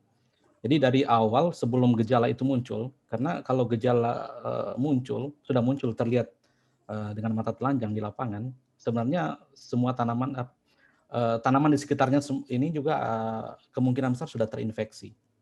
Jadi dengan penggunaan pendekatan metode digital tadi, kita sudah bisa paling tidak bisa kita memilih atau memperkirakan tanaman-tanaman yang berpotensi sebagai sumber inokulum. Kemudian kita tidak perlu menghilangkan semua tanaman, kita tinggal memilih tanaman yang kita curigai tadi. Jadi lebih dekat kepada tindakan preventif berupa screening awal tanaman sakit. Kemudian untuk Pak Samsul Hidayat, untuk deteksi virus melalui citra, apakah memungkinkan untuk membedakan spesies? Jadi memang salah satu kelemahan keterbatasan sampai saat ini adalah belum spesifik, Pak. Karena masih berbasiskan gejala yang akan muncul nantinya. Ya. Walaupun ada potensi untuk bisa melihat kemungkinan apakah gejala virus itu disebabkan oleh satu infeksi tunggal atau lebih dari satu jenis virus. Nah itu dari hasil penelitian saya lihat ada potensi ke sana. Tapi memang belum bisa spesifik, Pak. Kemudian untuk Pak Bayo, ini jadi dari hasil penelitian dan dengan apa yang saya lakukan, pendekatan deteksi dengan menggunakan sensor suhu atau RGB ini sudah bisa mendeteksi gejala laten pada tanaman yang terinfeksi virus atau bakteri. Sebenarnya justru laporan yang paling banyak dilaporkan justru untuk bakteri. Virus ini paling sedikit sebenarnya. Ini menjadi satu alasan kenapa kemudian saya menjadikan virus sebagai objek penelitian. Kemudian dari Pak Irfan, apakah deteksi penyakit ini bisa digunakan lebih dari satu penyakit dalam satu waktu? Saya kira bisa, Pak. Bahkan sekarang mungkin kalau kita mengikuti perkembangan teknologi, ada drone yang sudah dilengkapi dengan kamera multispektral, itu tanpa pengolahan citra lagi di komputer, itu udah bisa terpantau langsung di smartphone kita. Itu langsung ketahuan sebenarnya. Walaupun memang belum bisa spesifik bahwa ini nanti akan disebabkan oleh virus atau penyebab yang lain. Tapi kita sudah bisa mengetahui bahwa tanaman itu dalam keadaan sakit. Demikian. Baik, terima kasih Pak Asmar atas responnya. Saya kira Bapak-bapak tadi sangat antusias ya bagaimana penggunaan teknologi ini di dalam secara cepat mendeteksi. Cuma mungkin kita harus tahap demi tahap karena memang kita juga di Indonesia ini barangkali baru kali ini juga kita mengarah ke sini untuk deteksi atau diagnosis penyakit virus ya. Kita baru mencobanya untuk virus. Mungkin berikutnya perlu juga dikembangkan untuk patogen-patogen yang lain ya. Jadi saya ngerti ini kayak Pak Bayo Al-Husair ini inginnya kan langsung bisa ataupun Pak Maman itu langsung bisa membedakan bahwa tanaman tadi itu terdeteksi tidak hanya virus tapi juga patogen yang lain gitu ya. Saya kira ini perlu perlu kajian atau penelitian lebih lanjut untuk patogen yang lain atau juga untuk bagaimana caranya mengembangkan teknologi digital ini ya, citra digital ini untuk bisa membedakan bahwa dalam satu tanaman ada beberapa virus yang berbeda atau tidak hanya virus saja gitu ya.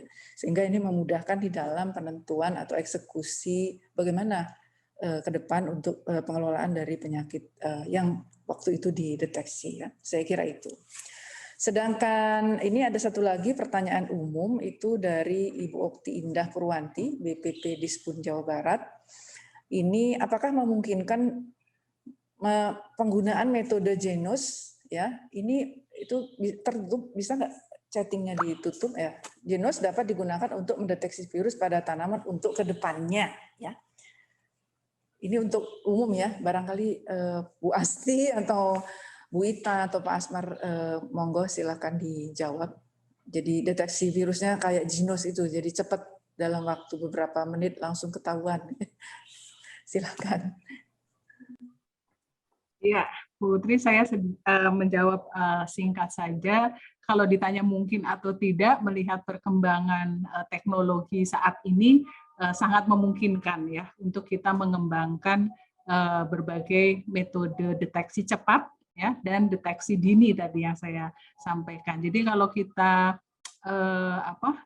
perhatikan prinsip Genus yang digunakan untuk deteksi COVID, itu kan basicnya atau prinsip kerjanya dia mendeteksi VOC, volatile organic compounds, ya. Jadi pada saat sel terinfeksi, dia akan menghasilkan volatile organic compound, ya. Kemudian itu yang dideteksi, ya, dideteksi udah dihasilkan atau belum oleh sel. Kalau itu dihasilkan berarti memang ada infeksi. Nah, pada tanaman, kalau kita bandingkan pada tanaman, VOC juga dihasilkan pada tanaman-tanaman yang terinfeksi, baik terinfeksi bakteri, cendawan, virus juga. Nah, ini pembentukan VOC ini sudah banyak sih diteliti untuk infeksi bakteri dan cendawan. Untuk virus sudah mulai diteliti, tapi masih belum sebanyak penelitian pada fungi ya atau bakteri.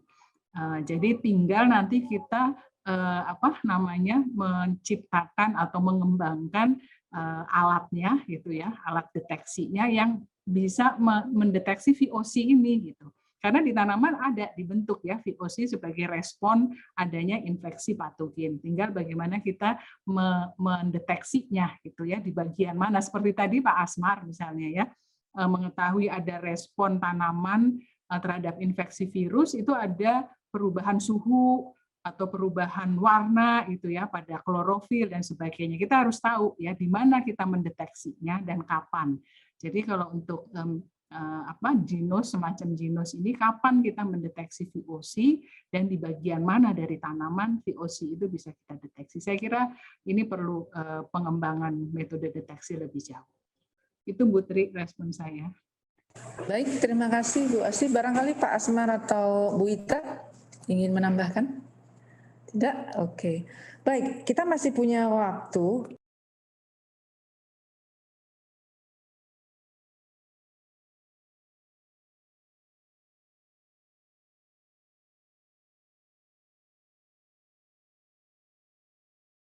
Saya persilahkan.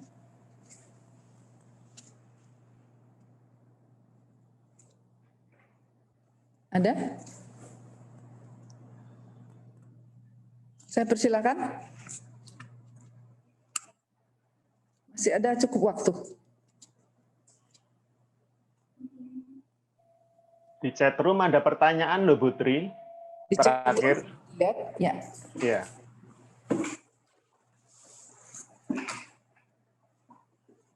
Baik.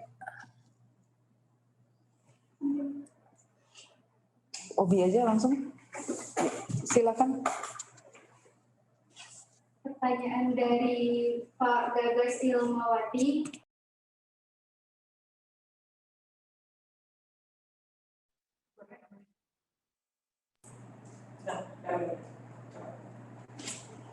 Pertanyaan dari Bapak Gagas Ilmawati kepada Bapak dan Ibu pemateri, sejauh Ibu dan Bapak meneliti virus tanaman, menurut pengalaman, secepat apa virus-virus tanaman ini bermutasi?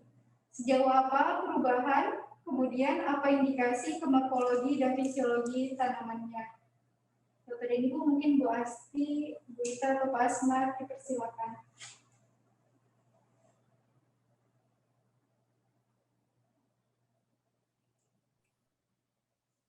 Oke, ini yang sedang penelitian Bu Ita mungkin bisa sharing untuk virus yang ditelitinya paling tidak.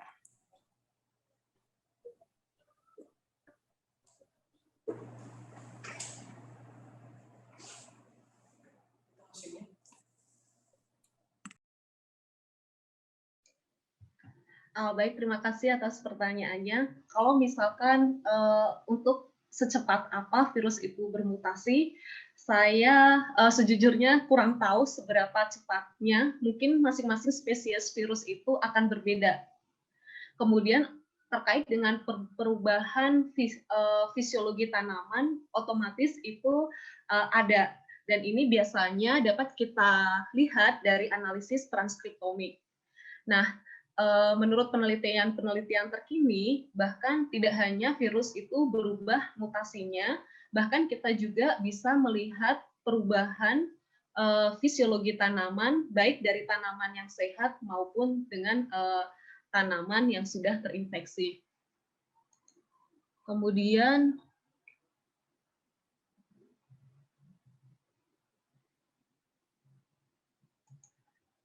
mungkin kalau terkait dengan mutasi, kalau beda, saya mungkin bisa menjawabnya seperti kasus contoh papaya ring spot virus, itu kan ada 2 strain, ada tipe P dan ada tipe W, dan itu pengaruhnya adalah terkait dengan inang yang diinfeksinya. Kalau papaya ring spot virus tipe P itu bisa menginfeksi pepaya dan pepaya saja, sedangkan untuk papaya ring spot virus tipe W itu menginfeksi cucurbit. Oh maaf, untuk tipe P bisa menginfeksi cucurbit dan pepaya, sedangkan untuk tipe W itu hanya bisa menginfeksi cucurbit saja. Mungkin itu Bu Asti ada tambahan maupun dari Pak Asmar? Ya, saya kira contoh dari Ita sudah jelas ya bagaimana mutasi perubahan genetik dari virus bisa berpengaruh terhadap banyak hal, antara lain kisaran inang, kemudian berpengaruh terhadap gejala yang ditimbulkannya tentu saja gitu ya. Kemudian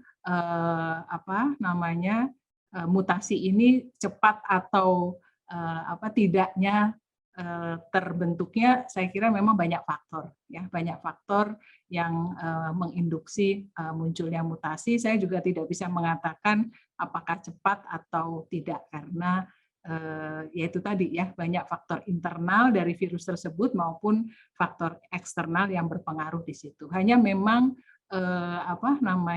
virus-virus pada tanaman ini kita lihat semakin ke sini semakin banyak gitu ya, yang ditemukan atau yang diidentifikasi, berhasil diidentifikasi, dan banyak juga strain-strain yang muncul gitu, dari satu spesies kemudian muncul banyak strain. Jadi itu menunjukkan juga bahwa memang ada potensi perubahan genetik pada setiap jenis virus. Itu saja Bu Tri Asmira yang bisa kami sampaikan. Baik, terima kasih Bu Ita dan Bu Asti. Masih ada lagi yang ingin bertanya? Boleh 1 orang lagi. Tadi kita mulainya sedikit berapa menit terlambat, jadi kita masih punya waktu. Lisan boleh sedikit? Ya. Budi Cahyono. Oh, Pak Budi Cahyono, monggo Pak, silakan. Di spotlight Pak Budi. Ya, terima kasih ini kesempatan yang diberikan. Ini mewakili orang awam di kebun ya. Ke dokter tanaman, dia tanya apa bedanya virus di tanaman sama virus manusia seperti COVID itu. Itu aja, terima kasih. Baik, silakan Bu Asti atau Bu Ita. Putri aja yang jawab, Putri. Iya Pak Budi, sebetulnya semua jenis virus punya sifat yang sama itu, yang membedakan inangnya saja, tipe inangnya sebetulnya. Kita membedakan virus itu kalau secara besar gitu, kalau kita lihat namanya klasifikasi virus, pasti yang pertama kali membedakan itu adalah jenis inangnya. Jadi inangnya apakah dia vertebrate atau invertebrate gitu ya. Nah, kemudian nanti dipecah lagi ke dalamnya. Jadi kalau ditanya apa bedanya, sebetulnya sama, hanya bedanya di jenis inangnya. Apakah inangnya tanaman, ataukah inangnya hewan, ataukah inangnya manusia gitu. Dan setelah itu baru dipecah lagi Pak Budi. Kemudian dibedakan misalnya jenis genomnya, apakah genomnya DNA atau RNA, kemudian nanti dipecah lagi, apakah dia DNA-nya utas tunggal atau dia utas ganda dan seterusnya. Tapi kalau in general sifatnya sama Pak, antara virus hewan, tanaman, atau virus manusia. Intinya sama Pak. Oke, jadi memang inangnya bisa beda, tapi yang menyebabkan dia spesifik pada manusia atau dia spesifik kepada tumbuhan itu apa ya? Kira kompatibilitasnya itu? Iya, jadi ada ininya Pak. Jadi kan namanya inang ya. Jadi ada kesesuaian antara virus dengan inangnya. Jadi kalau virus tanaman dia tidak bisa menginfeksi manusia ya, karena apa yang dibutuhkan oleh virus terutama untuk replikasi kalau virus ini kaitannya. Jadi bukan nutrisi kalau virus. Kalau patogen yang lain, cendawan atau bakteri mungkin ada kaitannya dengan nutrisi. Tapi kalau virus yang paling utama diperlukan oleh virus untuk survive di alam itu adalah kemampuan replikasi. Jadi kalau inangnya virus tanaman ketemu sel manusia atau sel hewan, dia tidak kompatibel untuk replikasinya. Jadi dia nggak bisa bertahan. Di situ Pak ininya bedanya. Terima kasih banyak. Terima kasih Pak Budi. Baik, terima kasih Bu Asti. Sedikit juga menambahkan saja Pak Budi bahwa virus tumbuhan itu biasanya di dalam sel Pak, tidak ada yang di luar sel seperti virus pada manusia saat ini ya. Dia bisa berpindah dari satu orang ke orang lain dan itu bisa berpindah dengan sangat mudah melalui penularan lewat udara dan lain-lain. Kalau virus tanaman, kalau sifatnya seperti itu, kita besok bisa melihat orang yang berkerdil tiba-tiba atau mosaik tiba-tiba gitu ya Pak. Nah itu tidak terjadi pada virus tumbuhan karena memang virus tumbuhan biasanya adalah di dalam sel. Jadi tidak di luar sel seperti virus pada hewan atau manusia bisa di dalam sel dan bisa juga di luar sel gitu Pak. Terutama pada penyebarannya. Oke, terima kasih Pak Budi atas pertanyaannya dan juga pasti. Nah, berikutnya adalah saya kira sesi diskusi ini kita akhiri. Sebelum saya mengakhiri tugas saya sebagai moderator, di sini tadi Pak Gianto harusnya tadi menyampaikan hal ini, tapi karena terhalang ya Pak Gianto bisa langsung Pak Gianto? Baik, terima kasih Bu Tri. Ya, baik. Bisa tersambung Bu Tri tadi, mohon maaf. Iya bisa Pak, bisa. Baik, Ibu Bapak sekalian, mohon menyampaikan informasi kami dari program studi fitopatologi, baik S2 ataupun S3, menyampaikan informasi bahwa pendaftaran pada periode kedua ini dibuka 3 Mei sampai 16 Juli 2021.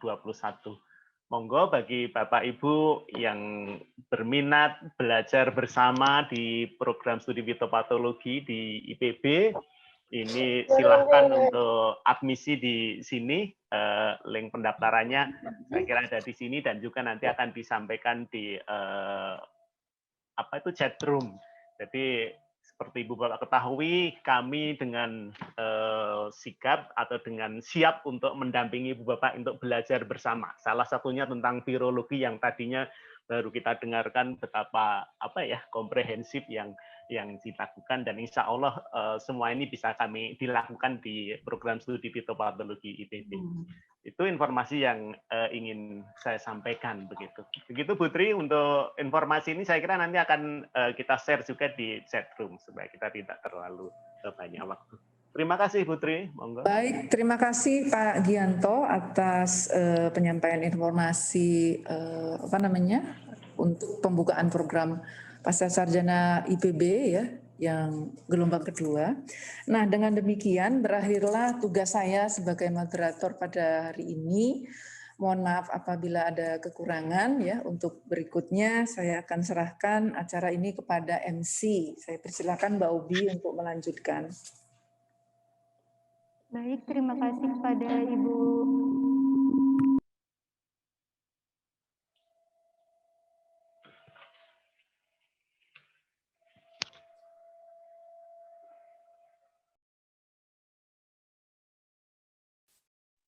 Ya, suaranya saya kedengaran nggak? Saya nggak terdengar, Bu Tri, suara Obi. Baiklah, terima kasih kepada Ibu Tri. Acara selanjutnya adalah penyerahan sertifikat oleh Bapak Dr. Insinyur Gianto MSI selaku Ketua Program Studi Fitologi IPB kepada narasumber dan moderator kita hari ini. Kepada Pak Haji, kami persilakan.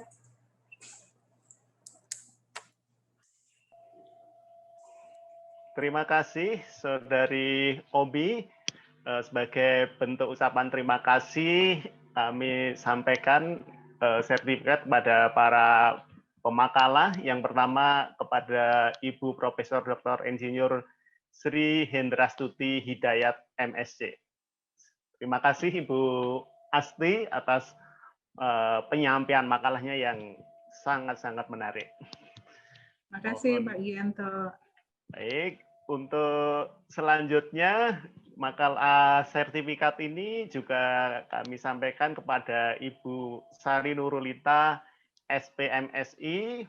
Nah, kami mendoakan semuanya ini Bu Ita ini segera selesai PhD programnya di Australia, kembali ke Indonesia untuk bersama-sama mengembangkan program studi fitopatologi ini dan mungkin juga bersama-sama dengan ibu bapak yang lain dalam forum ini yang ingin mengembangkan diri bersama-sama dengan Ibu Ita nanti. Saya kira beliau akan membawa bekal yang luar biasa powerful untuk kita. Sekali lagi terima kasih Ibu Ita. Selanjutnya sertifikat juga kami serahkan kepada Bapak Asmar Hasan, SPMP.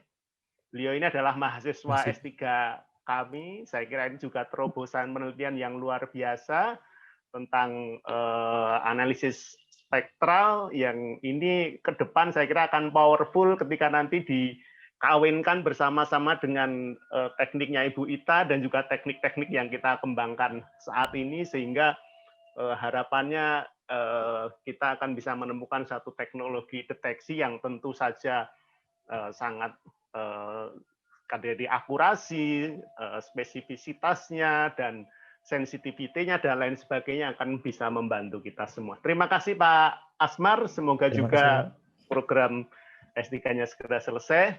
Kemudian terima kasih pada Ibu Moderator kita yang sudah sangat baik mengarahkan jalannya seminar pada siang sampai sore hari ini, kepada Ibu Dr. Insinyur Tri Asmira Damayanti, MAGR. Beliau saya kira juga penelitiannya luar biasa dengan banyak mahasiswa bimbingan. Silahkan Ibu Bapak yang ingin belajar bersama-sama dengan kami. Itu yang bisa saya sampaikan. Terima kasih Pak Gianto. Ya, kembalikan kepada Saudari Obi.